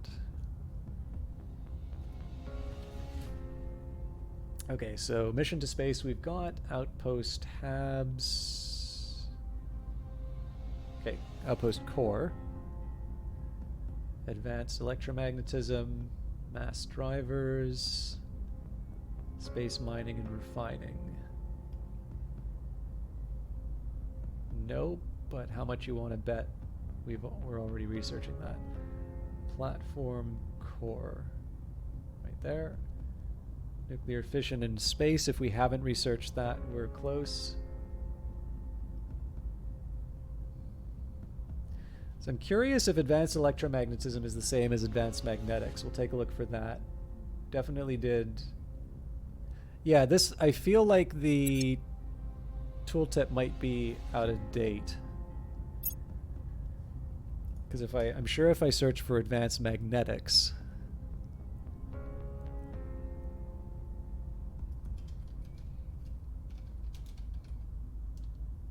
yeah. But if I go for advanced electromagnetism, it's right there.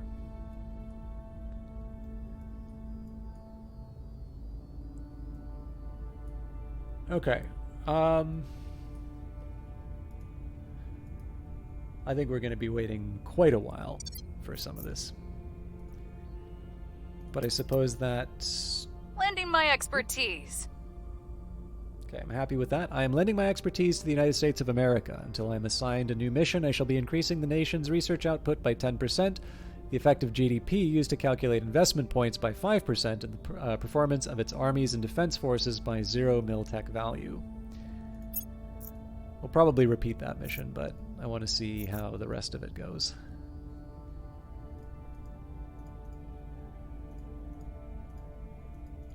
So I do want to try and get the influence cap under control, but I don't have the I won't have the easiest time of it just because we have a...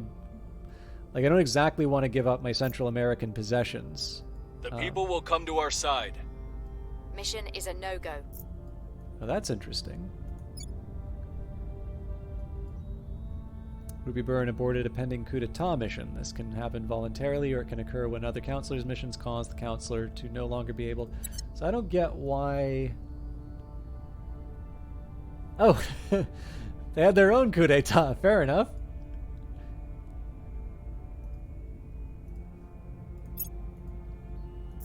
We're winning their hearts and minds. Now, one thing that's... Lost their trail. Okay, that was unlikely to happen anyway. One of the things I might want to keep an eye on... Oh. Some of Project Exodus's supporters in Belarus were caught in a scandal. So one of the things I might want to try doing moving ahead is... Oh, control point lost. Ah! This is a problem. Like, they're slowly eating Mexico away from me, and that was something I was kind of relying on.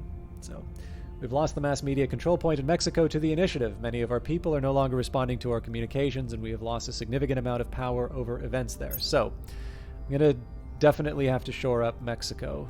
I don't necessarily want to do the things that I'm going to have to do to try and recover Mexico, but it's better than letting the initiative sort of steal the country out from under me. Standing by for orders. Let's start by... So there's a couple things I want to do. I want to do a crackdown, and then I want to... I also want to lock down my... or protect my own position. Reporting in. So we'll start by defending the interests in Mexico. Securing our control. And then the next thing I want to work about... so the other thing I want to keep an eye on, I've got a really good position in Canada for public opinion, and I kind of want to keep things going, you know, just to help overthrow the Protectorate when the time comes. But this is going to be a pretty hard target. Where to? Oh, do I have Ready for 2 people? orders. No, okay, I don't. USA, we have over 50%. Okay, so I think I'm going to change my focus Standing to by Mexico for a orders. little while. Ready for my mission. Ready.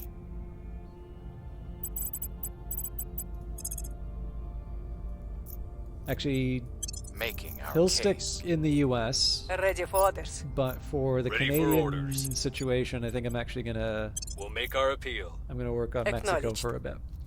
Okay, so we've got Nancy Ford and Irina Borisova. Standing by. Actually, I'm one other here. thing I want to check. So if I did a crackdown in Mexico, nope, not any more likely to happen. Standing by. So if I bring Irina in on this, I've got 104 influence right now. I could spend more. Oh man, that's like over half of my influence, and we're not gaining a whole lot. So I think we're just gonna... Applying pressure on their people. I don't like Acknowledged. those chances, but it's the best I can do. Advising is also going to cost me 10 influence at a time. I really can't afford that.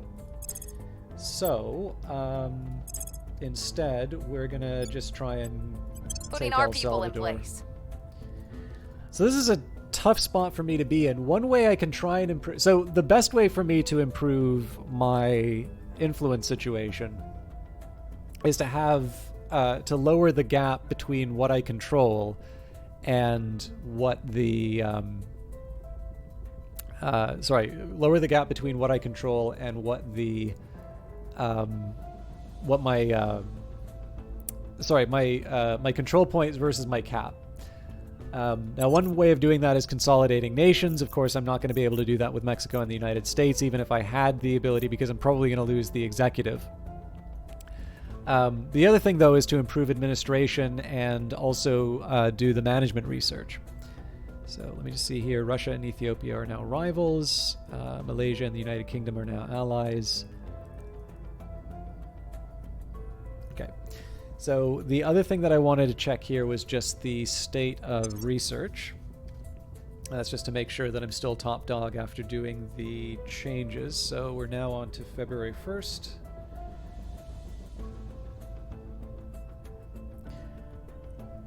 Okay, so working on Mission to the Asteroids, which is not necessarily my first choice, but for whatever reason we're working with it. So my contribution is 1031. The Academy is at 587. And Project Exodus is at 647. So what matters a little bit more for these is not so much what my... So it matters to me that I have the largest value, but what's a little bit more important for these is that the change from last period is higher than the rivals. Basically, I'm looking for the delta. As long as the delta's, my delta is higher than my opponent's, then that means I'm always going to be ahead of them. Now, the AI may wind up changing its strategy over time, so it's something that I still want to occasionally check in, but because I changed around my priorities, I just want to make sure that I'm not sort of heading to some kind of disaster. So, I've written down the original values. I have got to be running out of ink in this thing.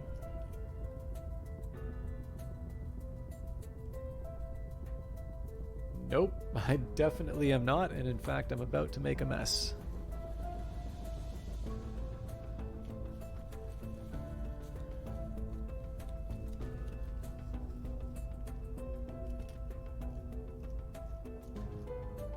Okay.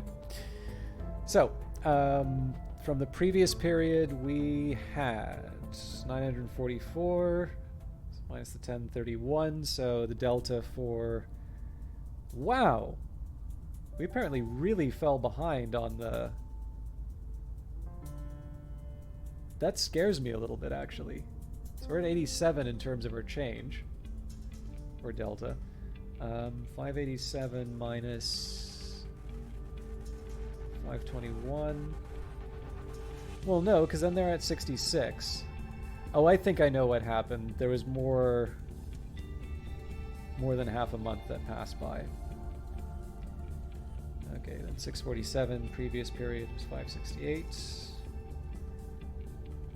that's a little bit of a scary number here, but we might be able to get by. So I'm just going to do a couple calculations here and then I'll give a review.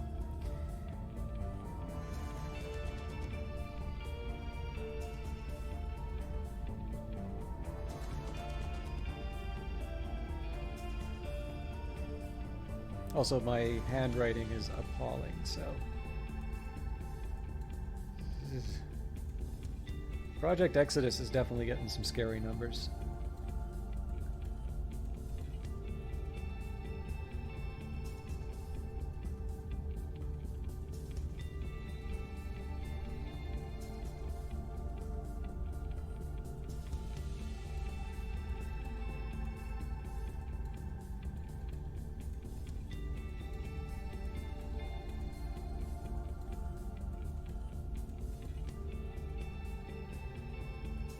Okay, so the reason why I wanted to take the time to calculate this, I theoretically should know what the number is, and then again, it's nice to just double check these things. So we're at 4.403 a day. Notice that the solid core fission systems is a little bit lower than the others, so I would expect the rate of increase to be smaller, and it is.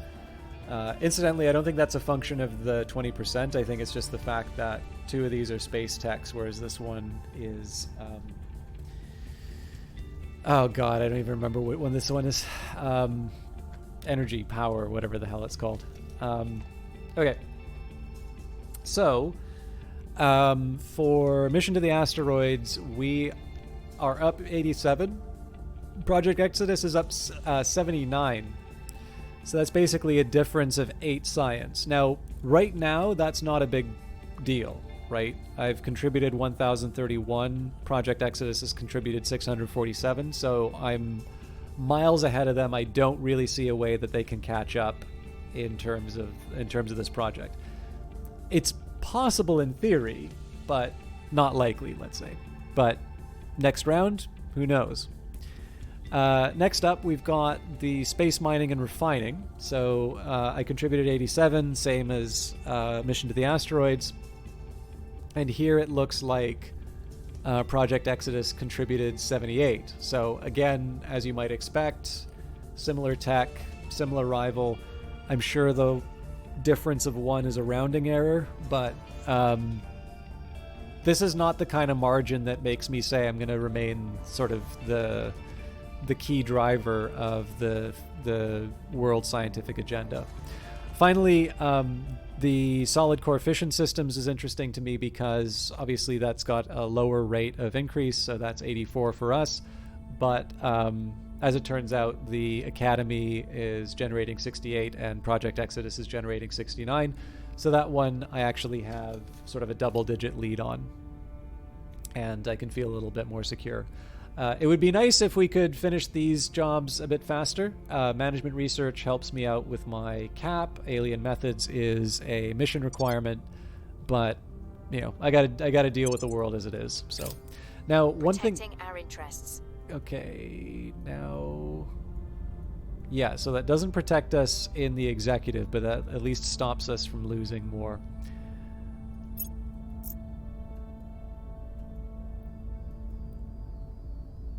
Alien Fleet Victor 6 completes transfer. Also, I probably shouldn't be... I don't know why I'm trying to do the crackdown. I should just be trying to overthrow these guys. That was obviously a blunder on my part.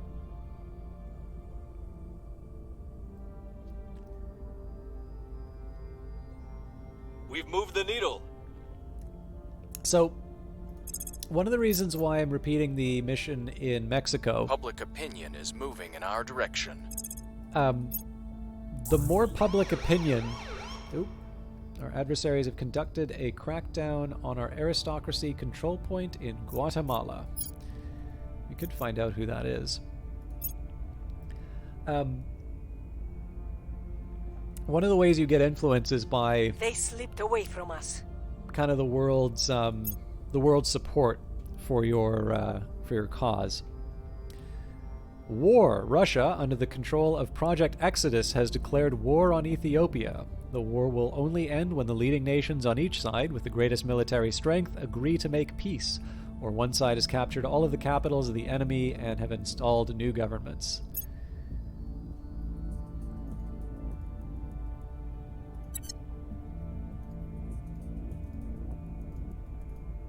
What's this? Alien activity in Zagreb. Okay. We're taking over.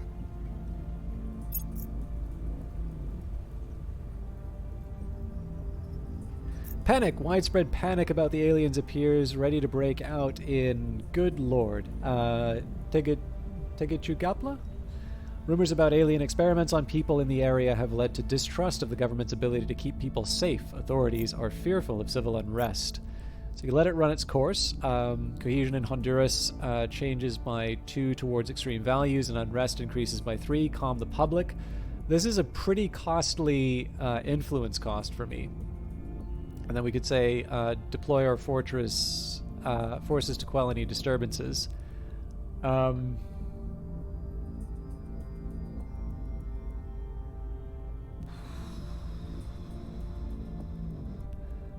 We'll deploy our forces. We're not that committed to democracy. It's a little less costly for me to give up ops right now.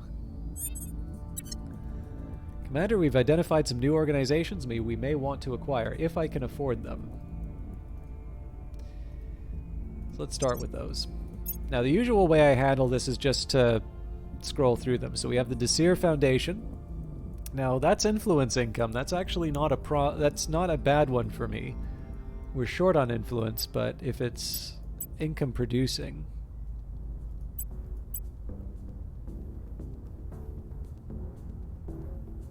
this improves my persuasion and science. Oh, but Polaris Semiconductor gives me money, espionage, and information science research. Maybe we can do both.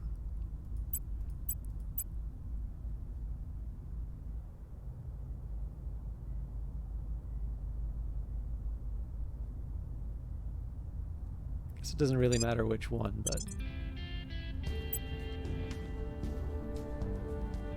Nope, am I missing something here?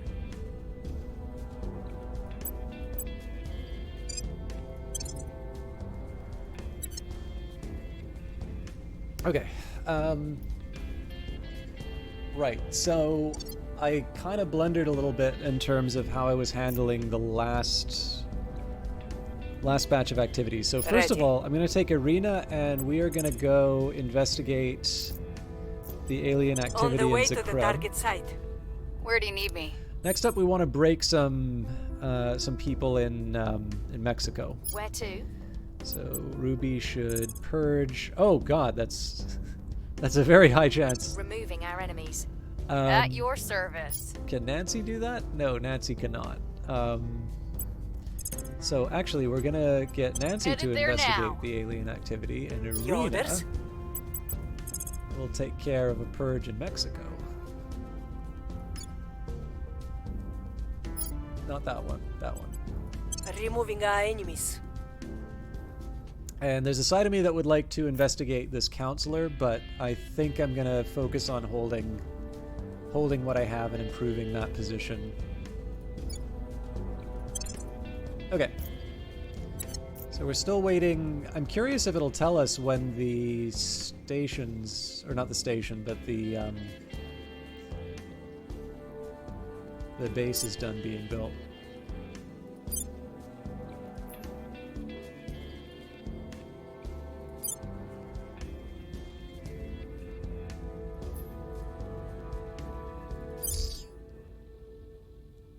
Okay, so to be completed on the 20th of February, 2024.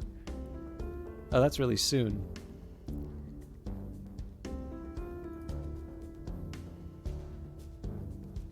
So, let's take a look at costs. So it costs us money, water, and fuel, or volatiles.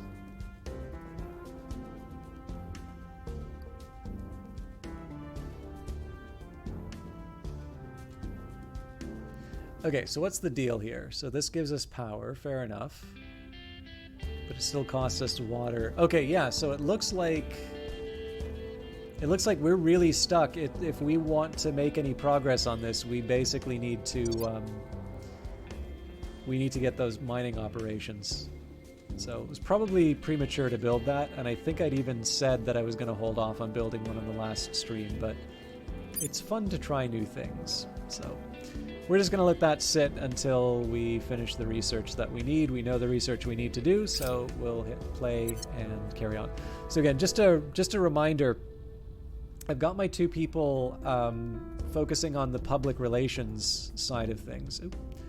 Protectorate began construction of a new outpost. All right, that's interesting. Maria Teresa Base at the Shackleton Crater on Luna. First lunar base founded, with Earth shining behind them like a sapphire against the black sky. The astronauts begin the process of assembling the first shelters for the lunar base. Prompted by mission control to say something, the spacesuited commander turns to the camera, her face obscured by a golden visor. This time, she says, motioning towards the gray surface, we're here to stay. We've completed alien methods, having uncovered evidence of multiple livestock abductions, and sometime before the first corroborated human disappearance, it would seem that the aliens have been observing us for long enough to understand Earth's biological and social hierarchies. In short, they have steadily worked their way up the food chain. By analyzing patterns, the species, locations, the frequency, the subtlety, or lack thereof, the proximity to settlements of recent disappearances, we can now paint a clear picture of their methodology. Allows the faction to detect alien contacts with humans, updated the codex with new information. Alien missions list and abductions. Objective complete. We have completed the research alien methods objective. The earliest disappearances were limited to lower order mammals, unremarkable if not for their frequency.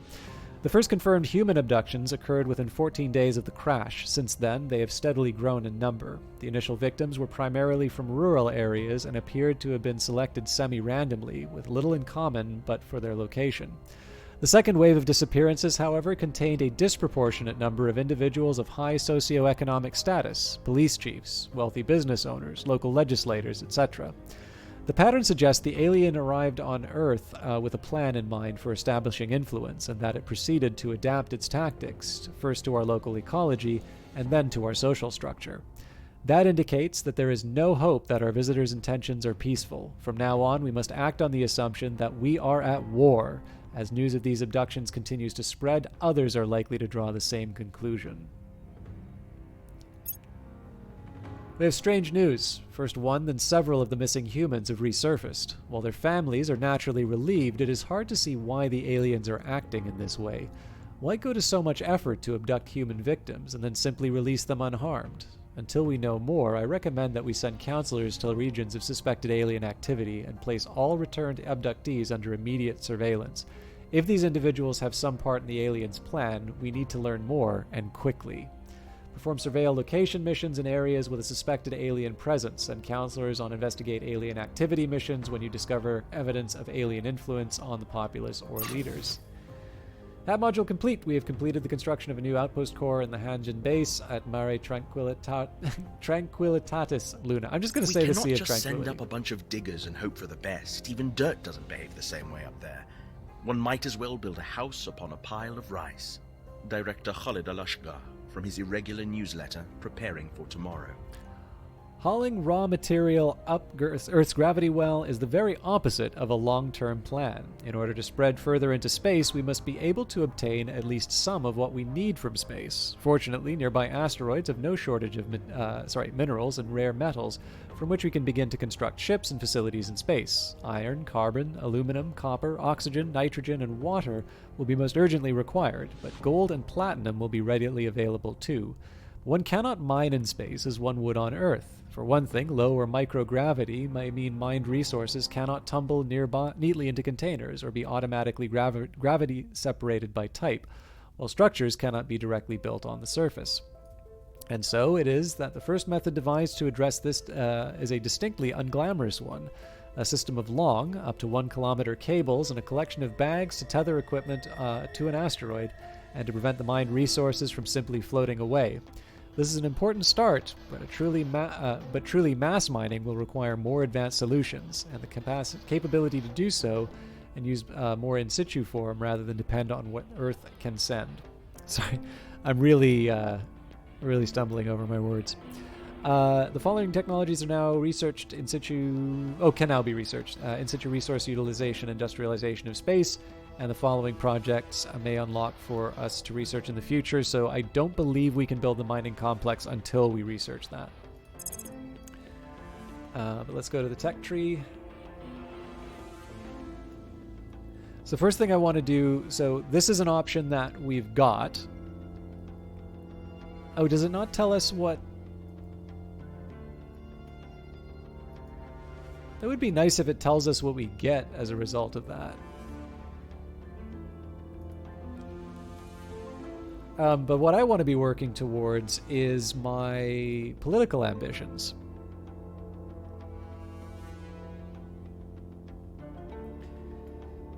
So we're doing a bunch of space stuff, but I believe we completed our list of goals. Well, let's maybe double check that.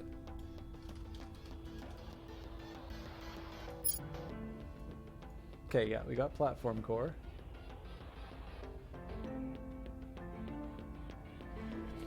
So it seems to me like I can start doing my social stuff.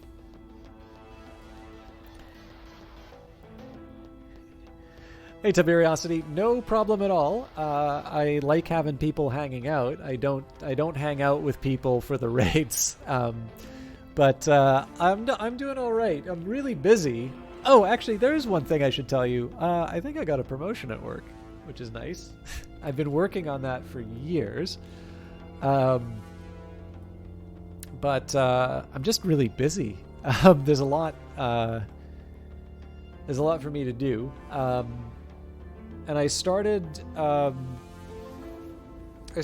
today with some data stuff, which I thought would be kind of interesting, but I don't know.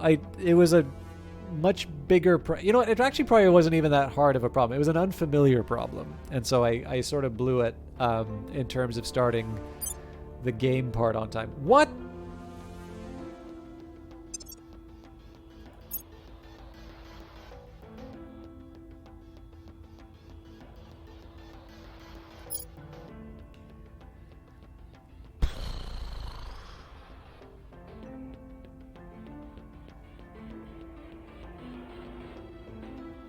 Again, tempting, but I don't...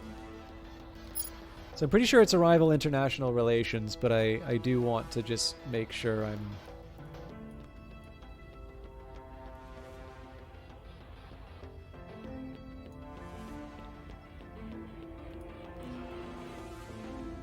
Okay, so that gets me Great Nations. Great Nations will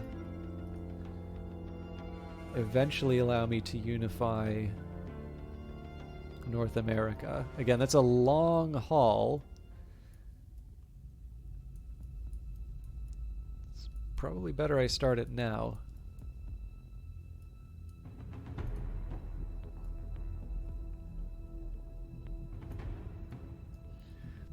So I suppose we could start with the Central American Confederation.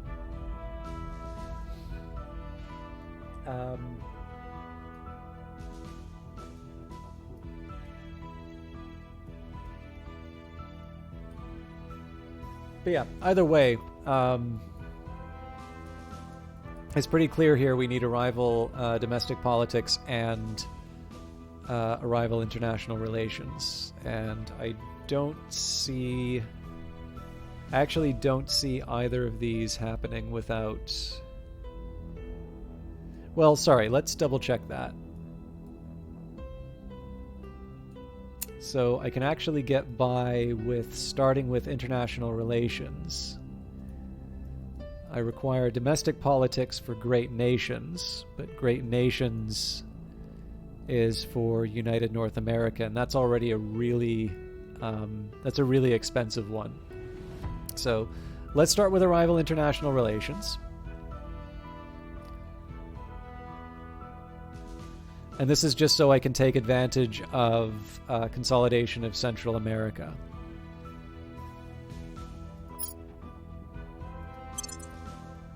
Okay, we also have a new project here. So...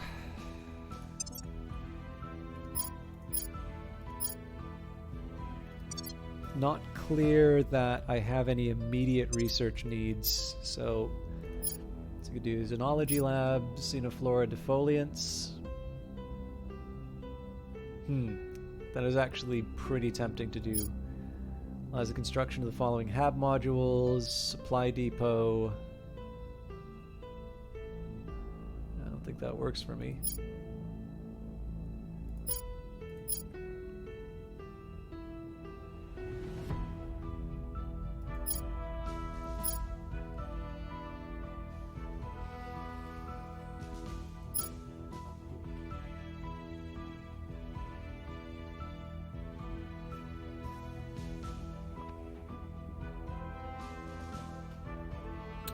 I am eventually going to need all of this stuff. Like, I'm going to assume that we are not going to be able to get any warships until we have power for them.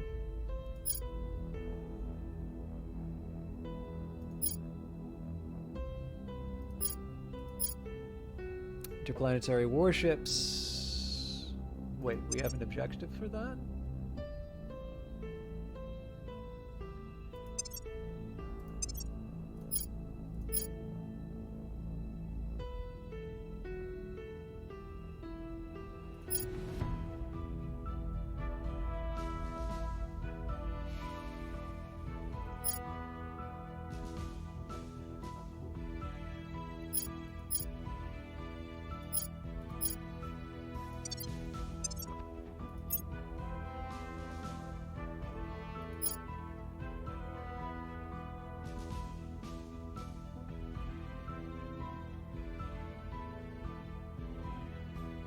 Again, tempting because it builds my space presence, but we're not at a point where I need the space presence yet. I think I'm going to do the Xenoflora defoliants because that at least slows down the progress of the invasion.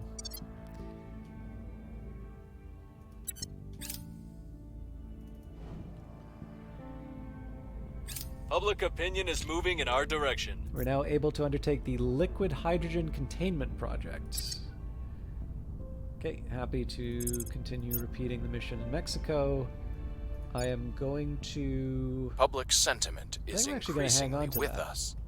We may lose it for other reasons, but right now we've got a positive number for our influence, so I can live with the costs. We'll probably have to give it up when we get Recon Mexico. complete. Wrapping up here. So I think Nancy will investigate following that. Again, I don't exactly want to be spending a lot of influence given the rate at which we're acquiring it. God, there's too many bases getting built on the moon. I'm probably not going to be able to get my ideal spot.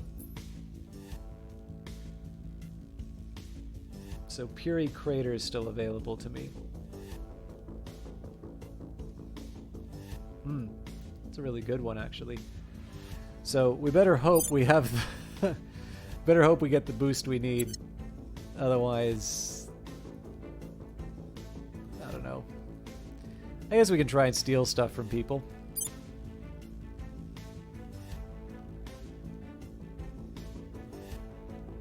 But yeah, Fury Crater is our ideal.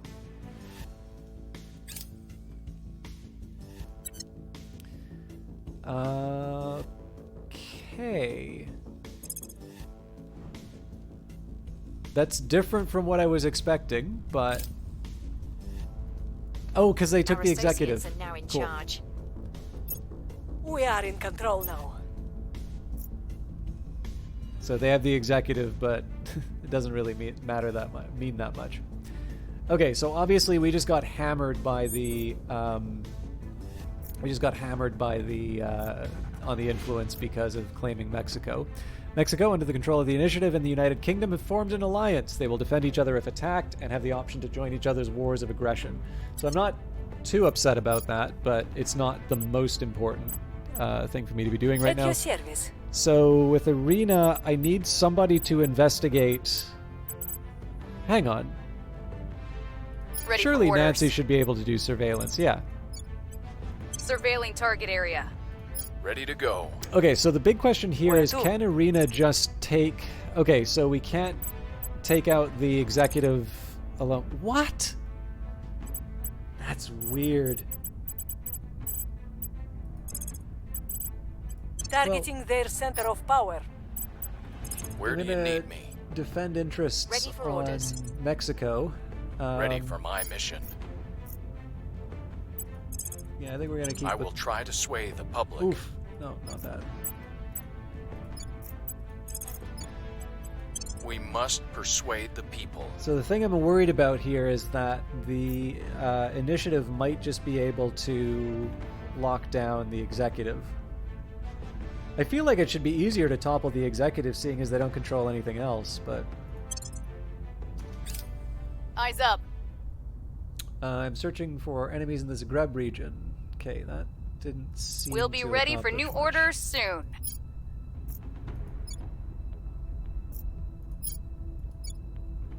I was thinking that maybe this would give us that alien activity that we were looking for.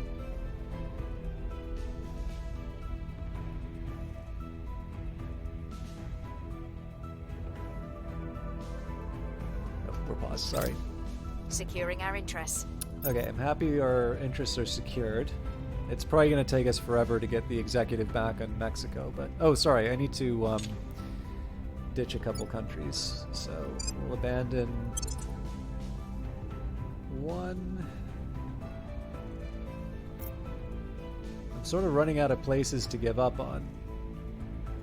Honestly, I think we just need to start giving up on Central America again. And basically, I'm just waiting to get the influence number to a positive number again.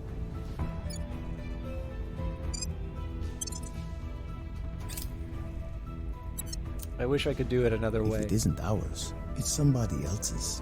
And if it's somebody else's, sooner or later, they'll use it against us. That's why we have to take it, whether we need it or not. Colonel Hans Castillo, 5 moves ahead. Between Mars and Jupiter are a trove of rocks full of valuable elements. They fall into 3 broad categories. Stony asteroids contain have some metals. I should not be complaining about typos. I make many. Stony asteroids contain some metals and also rare fissiles. Carbonaceous asteroids are sources of volatiles, and metallic asteroids are rich in base and noble metals. Chances of water grow where asteroids are located further from the Sun. While much further away than the Moon or Mars, their negligible gravity will allow us to construct catapults far more cheaply. It allows sending probes to the asteroid belt and construction of habitats there, and it also allows mission to Jupiter. Now, the real question here is, do I... Ooh. Looks like Exodus is making good use of the tech already. I think we're going to save up our boost for further moon activity. Yikes! Initiative's already working on Mars. Okay. So, I actually think...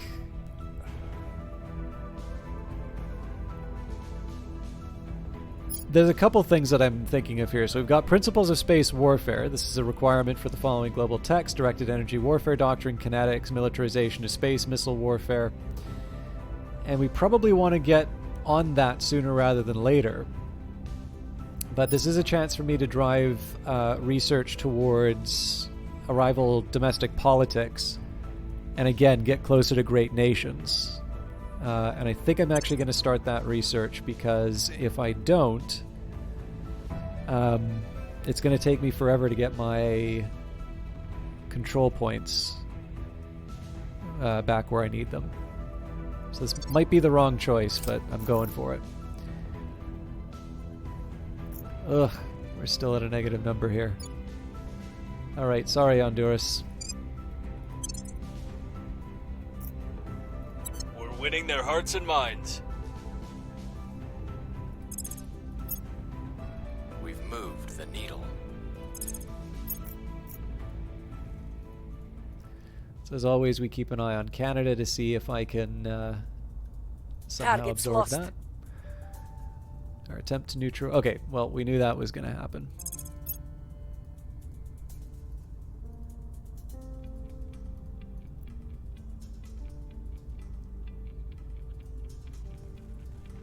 Russia, under the control of Project Exodus, and Belarus have decided to merge into a single nation. Man, Project Exodus is really pushing ahead. We are now able to undertake the Outpost Mining Complex project. Allows the construction of the following HAB modules. Outpost Mining Complex, that's really important for us. That might kneecap our use of boost, so I may actually want to hold on to that for a little while. But, well, we'll see. So if we go to our space assets, I'm sure there's probably a faster way for me to do that, but... So here's the trade-off that I'm considering right now. The moon is a lot more crowded than it used to be. In fact, it seems like the fact that I was able to get the United States did not really confer any kind of an advantage. Because everybody else is like ready to go. But be that as it may. Wait, what?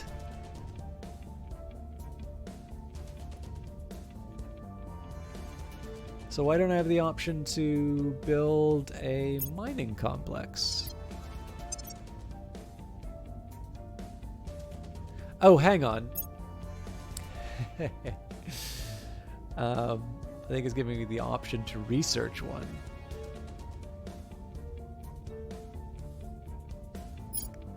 So we're going to move off of Xenoflora defoliants for a little while to get this thing up and running.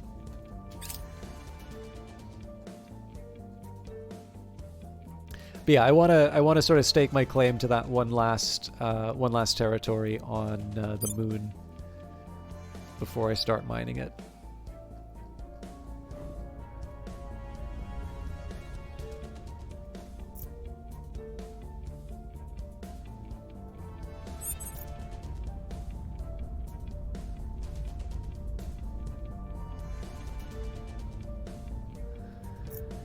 Okay, Nancy Ford, what can we do with you? Let's get you to investigate this counselor. Investigating target. At your service. Ruby, let's get you to purge the We're executive. taking power. I'm And here. Arena, I suppose I could get to purge, to crack down, but let's just get a second Targeting their purge going. position. I remember there's a way of determining the probability of two... Let me see if I can find this, actually. I'm reduced to a Google search, sadly, but...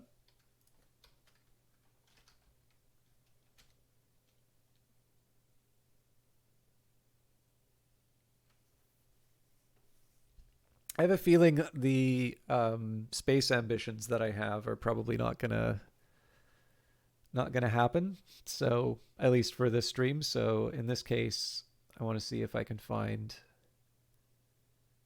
I don't know, some fun math. Hey, that's me. Okay, just bear with me a quick second, please.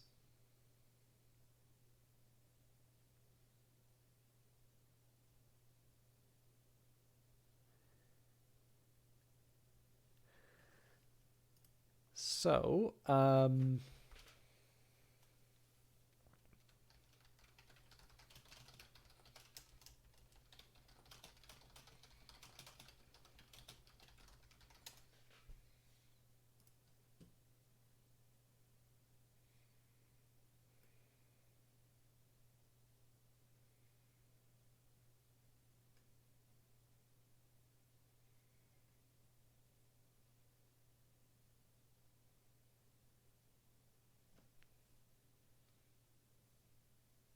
There's a formula for this. So I think...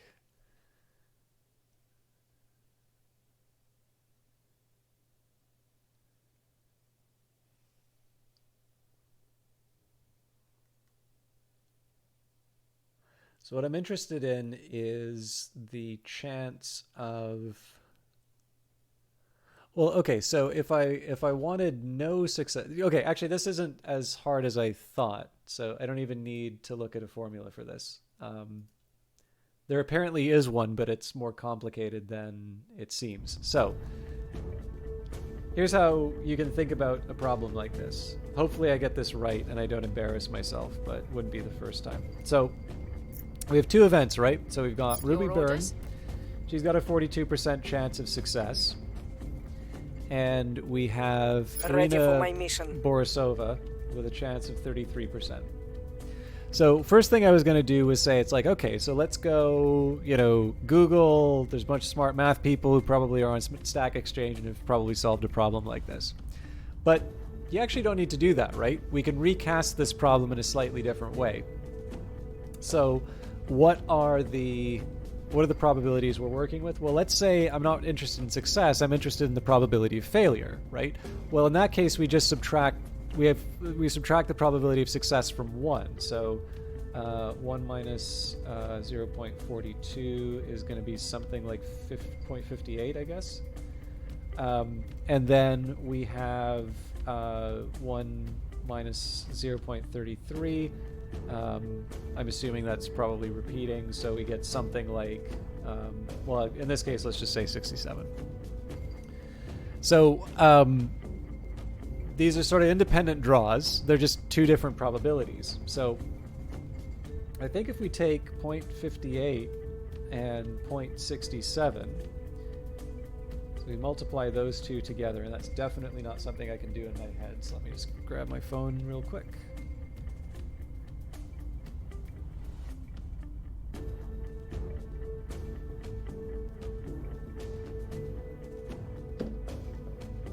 So that, assuming I did it right, is about 0.39%. So,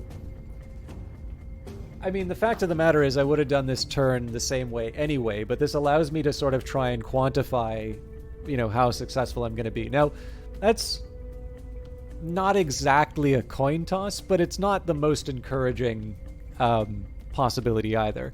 And so the reason why that trick works is that we just reframe the problem. So he says, like, okay, well, what's the chance? Oh, hang on. I think I might have got this wrong, actually.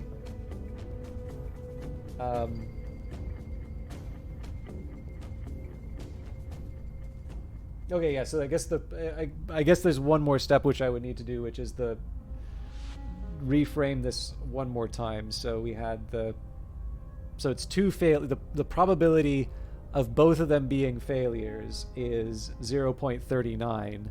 So I would want to subtract that from 1. And so the probability of at least one of these being a success, including the possibility of 2, is 0.61. Which, again, it's not the sort of thing I would, I wouldn't bet my life on it, but it's better than we thought before.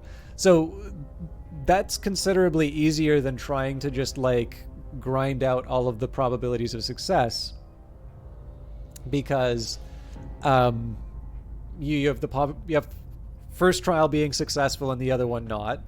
Then you have the probability of the first one not being successful and then the other one being successful. And as it turns out, as far as Terra Invicta is concerned, if the first one's successful, the second one doesn't occur. But that still doesn't you still have to account for it in terms of the probability calculation. So rather than just trying to mess around with all of those possibilities, you say, okay, well, what's the chance that both of these things fail?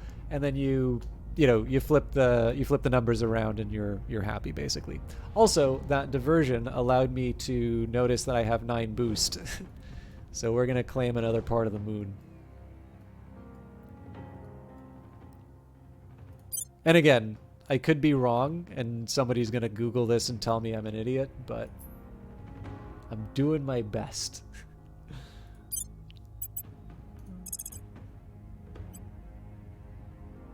So between Piri Crater and the Sea of Tranquility, we will have all the resources we need. Well, assume once we get the water. But well, this is a nice thing when you start doing like not trivial math stuff. People tend to suddenly feel a lot less confident in their Googling. So it's a little bit like we were talking about with machine learning having good PR at work. There's a certain type of person at work that really likes doing machine learning stuff because it's very complicated and people don't check the math. I check the math. I'm not always good at it, and I sometimes make mistakes, and I will be as accountable for the times when, you know, it's important not to just assume that you're always right on stuff. But yes, I do think it's important to check, and Acknowledged. I tend to find people are sometimes a little too comfortable assuming At your service. assuming is magic. Now, we have an opportunity here in Canada. So first thing I can try and do is a purge. 48% chance of success. I mean, that is something I might want to try. Oh, that can't be right, yeah. So what if we try to crack down? 69% chance. That is a risk I am willing to take. I might even spend a little influence on it. Oh, 75? Yeah. Man, that is not a lot of influence to spend for a very high probability.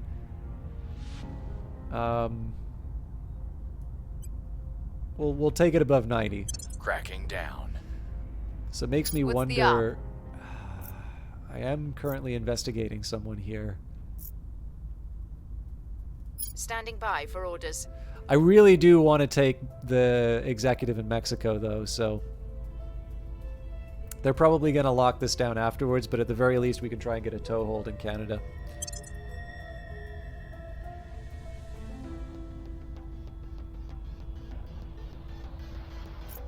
I will report when my mission is complete. I will report when my mission is complete.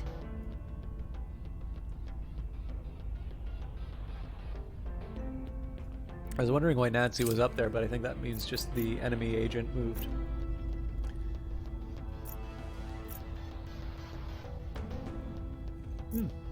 That can't be right.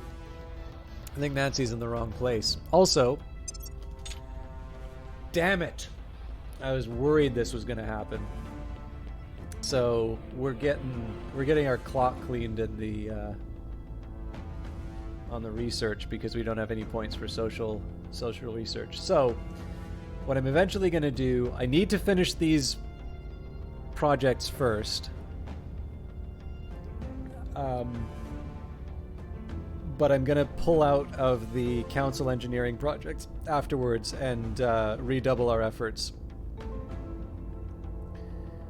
So we've contributed 132. Wow, they're really pulling ahead. Yeah. Well, I mean, I only have myself to blame for that. Person of interest surveilled. Man, that is not the mission I wanted to do. That sucks.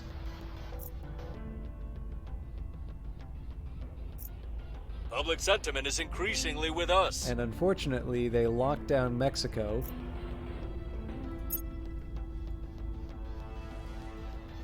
We've hit them where it hurts. Well, there's a bit of good news in Canada.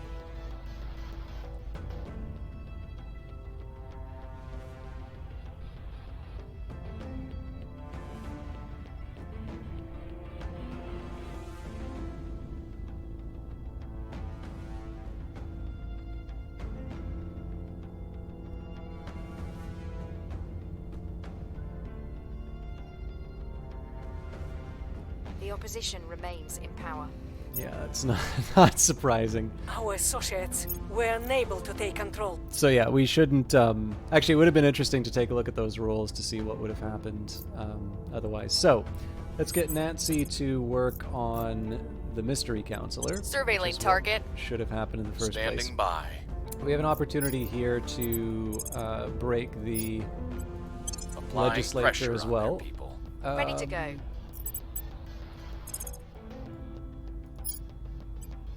Terminating the opposition. What's the up?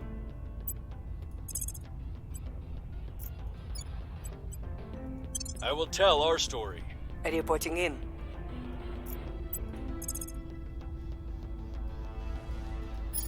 We'll see if we can get lucky We're with the taking purge in power. Canada.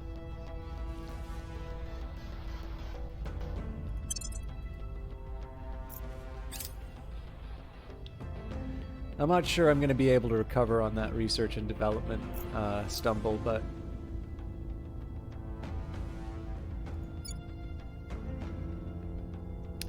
I'm also going to need to start propagandizing. We found nothing US of again. note. Huh, okay. Well, we'll try repeating that.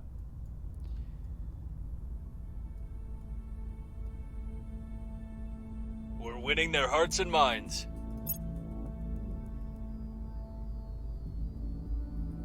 We've neutralized their key people. Okay, so this is going to mean good things for our efforts to take Canada. There's going to be hell to pay as far as the control points are concerned, but that's tomorrow me problem. We're in control here. Cool. So we now have the Canadian media. As you can see, our influence has sort of fallen apart. So I think honestly at this point we just Our abandon- associates are now in charge. abandon a few more Central American countries.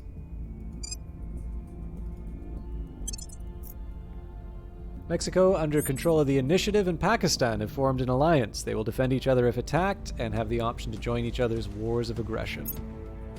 Alliance ends. The United Kingdom, under the control of the Initiative, and Canada have ended their alliance. Oh! We've broken off from the mother country. Alright, so we basically just abandoned Central America here, but this is on the assumption that we will return. And even then, I am still losing influence. I don't think I have anything else I can give up.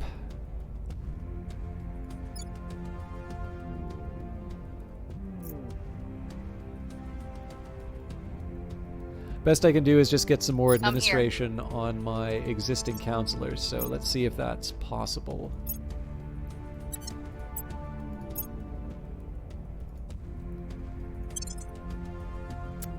Well, we could get Joint Task Force 2 if I really wanted some extra ops. Does anybody know who this is, out of curiosity? Communications Security Establishment. I don't know if I need the extra investigation for this guy, but...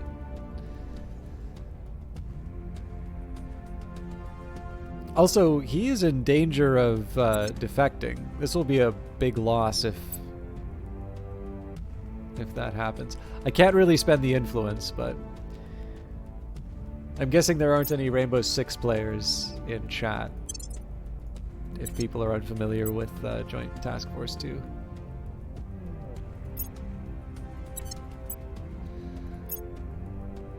So I believe the size of this is classified, but basically Joint Task Force 2 would be probably the most elite Canadian Special Forces. They've done a little bit of everything. Like, I think they did security for the Vancouver Olympics. I mean, it's basically like Canadian SEAL Team 6 or like the SAS. But yeah, I believe the size of the force is actually classified. And fortunately, Wikipedia is helpful here. So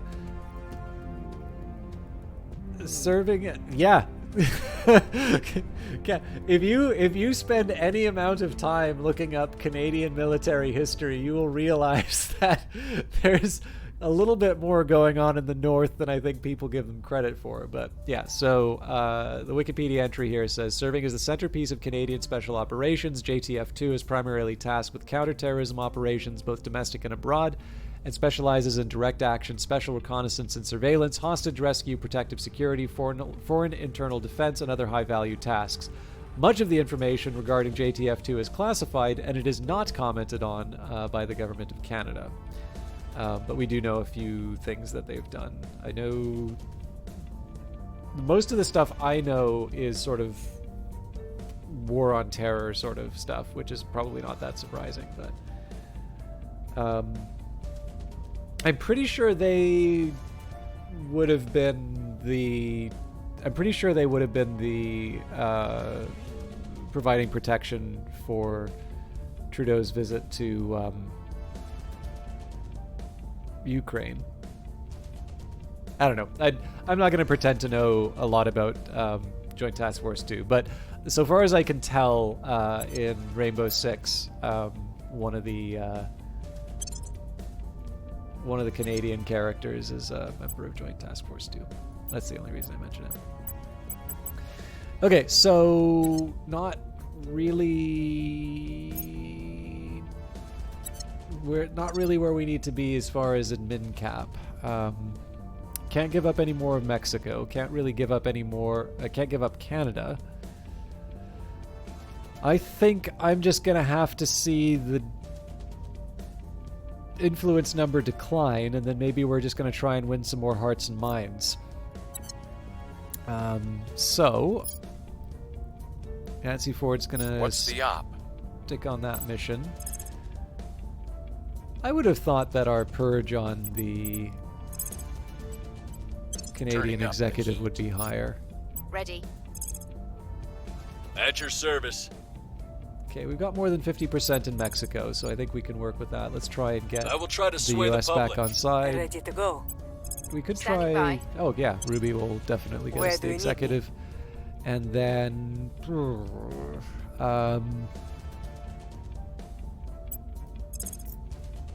Terminating the opposition. why not? Let's just really try to make Canada ours.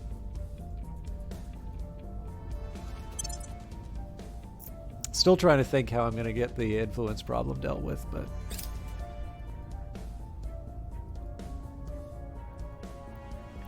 I suppose I could try and fire some counselors with low administration, but do I really think that's going to solve the problem? Probably not. I think we just tough it out. I have new information.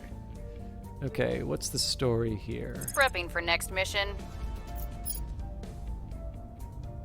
We might be able to sway them. Honestly, though, this was more about the Mexico operations, so it's a nice to know, but it's not as relevant as it used to be. Hat module complete. We have completed construction of a new outpost core on the at Agrippa base at Piri Crater. So, just a reminder that once we finish management research in the outpost mining complex, The people will come to our side. okay, happy to see things happening in the U.S. I'm interested in Canada. Lost their trail. Okay, so we didn't have much of a chance of succeeding. Oh, this looks like they might have. Yep. They protected the executive, so we can't make any more progress on Canada for now. Which, fair enough. At least it doesn't. Aggravate our influence problems. Tensions are mounting between the United States of America and Venezuela. The United States of America may enforce a series of economic sanctions upon Venezuela, limiting its ability to trade with other nations. So,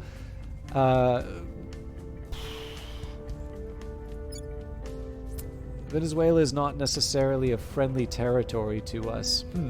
This is a tricky one, right? Because it's right now their loyalty is with the servants.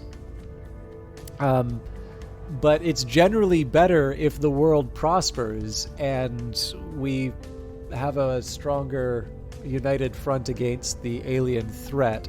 So I'm going to say do nothing. And maybe what we'll do is we'll do a charm offensive in Venezuela so we can try and bring the influence up.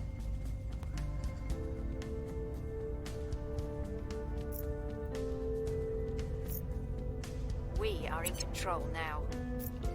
Wow. I was not expecting that. So that was a two.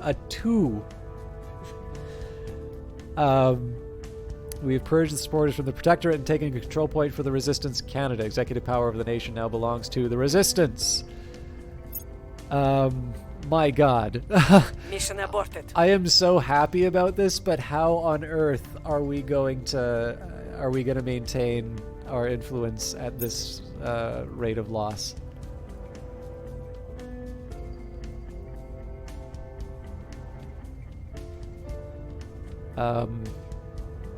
Alliance ends. Germany, under control of the Protectorate, and Canada have ended their alliance.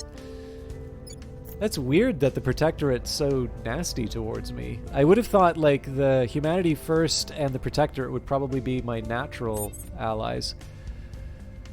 Okay, unfortunately, the influence situation is going to bite, and it's going to bite hard. So let's take a quick second here. Neither of these helps me get more influence. I could try and cut influence costs, I suppose. Do we pay any influence?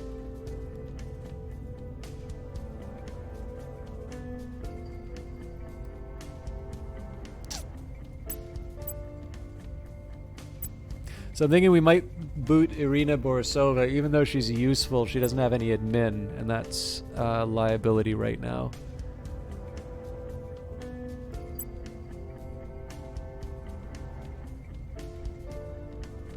Yeah, everything we've got is about earning influence, not spending it. Where do you need me? Okay, so theoretically, if I were to recruit, we could get a 7.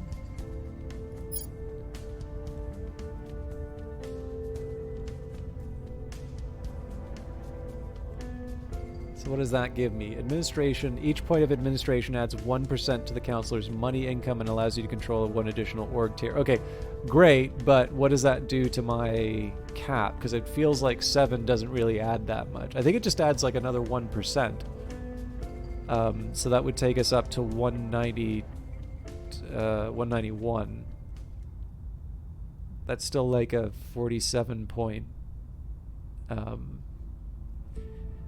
Still a 47 point gap. That's pretty significant. Also, it occurred to me that there's a big thing that I've been neglecting to do. We get rid of spoils, and we put that in knowledge.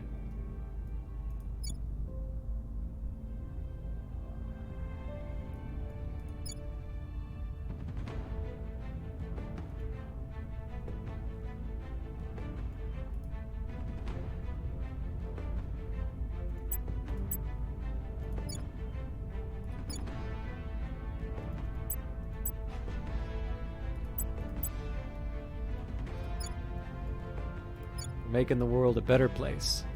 You can hear it from the music. I really like the soundtrack for this. I feel like I don't give it enough credit or comment on it enough during it, but especially when this one comes on and I'm like making big decisions, I'm like, all right. This is why we play these games. All right.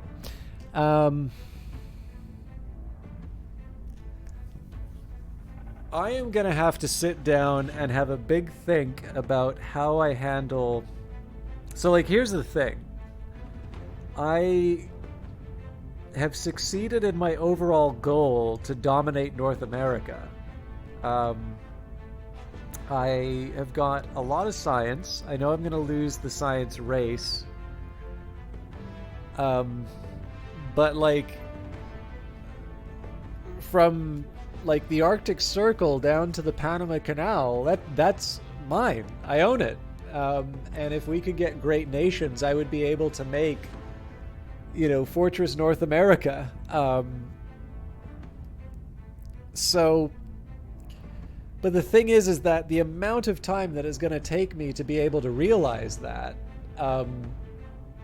it might as well be that never happened, because the practical benefit has basically just meant that my influence is going to drain forever. Now, maybe that's a price worth paying, right? Do I give up Mexico in order to try and get the number positive again? I mean, we spent so much effort defending it and pushing the numbers up, and obviously the initiative are going to be in a position to claim it. Although, on that note,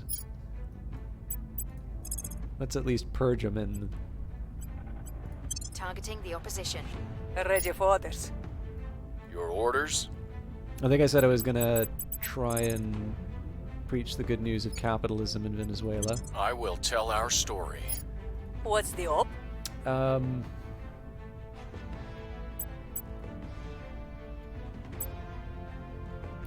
Yeah, so like contacting another faction's not really my thing right now.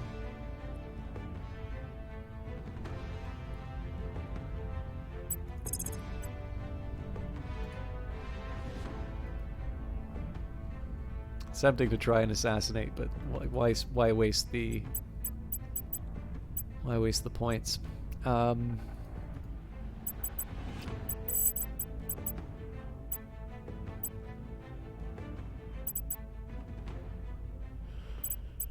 Huh. So yeah, I mean, one problem here is we don't really know.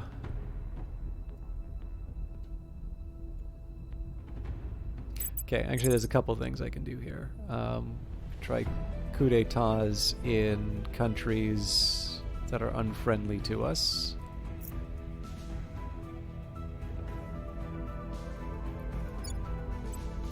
Subverting the government. Ready to go.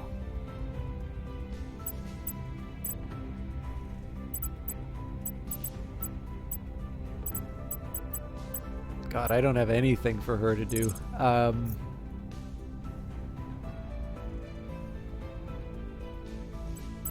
let's get her Tracking investigating more counselors at this point, I think.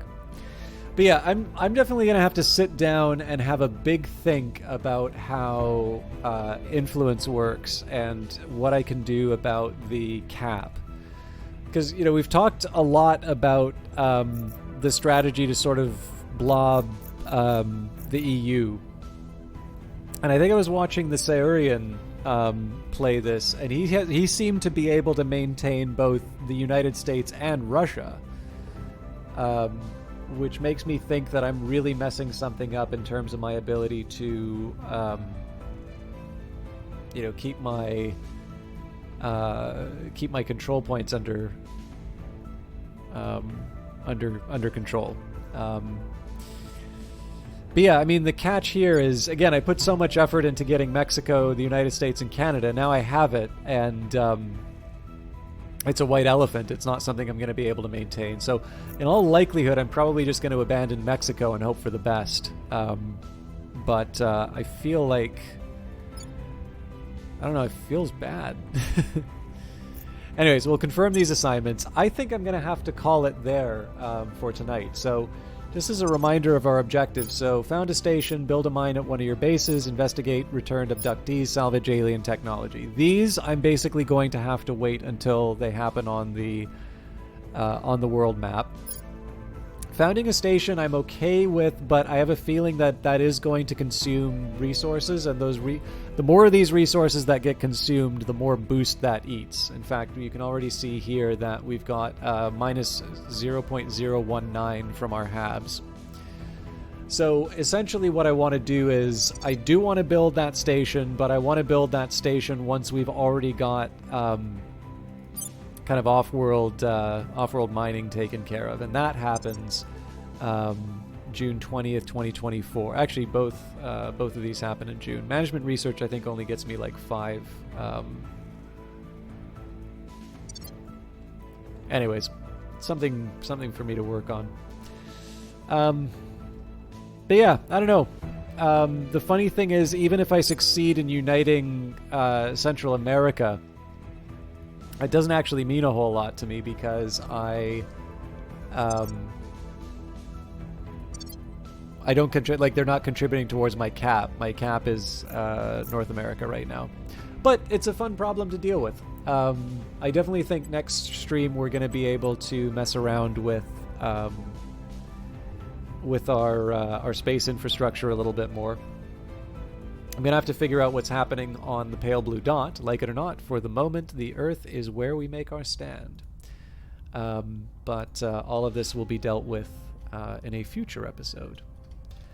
Thank you everybody for hanging out and watching on Halloween. I suspect the data stuff was not the smartest thing I could have done, and so I do appreciate you all hanging out despite that.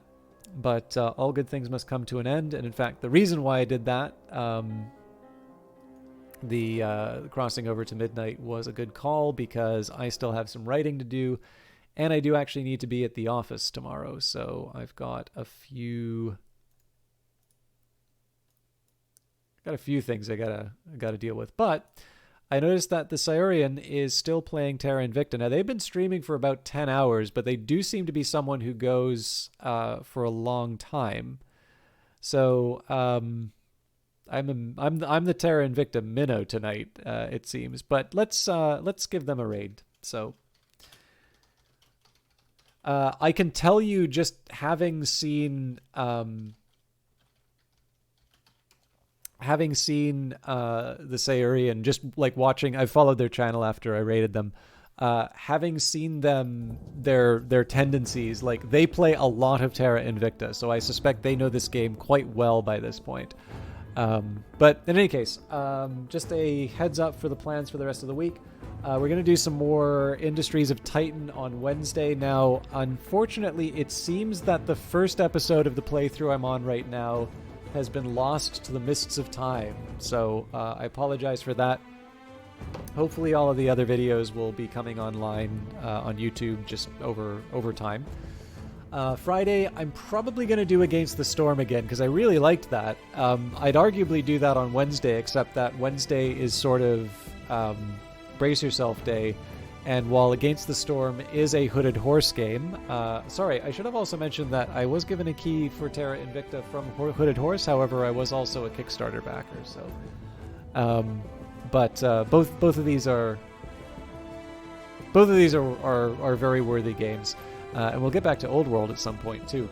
So either way, I think we've lots to play. There's lots for me to go through, and I have so many things to do on my own time soon that it's going to be hard to sort it all out. But I'll see you all Wednesday. Thank you for watching. See you in the next one.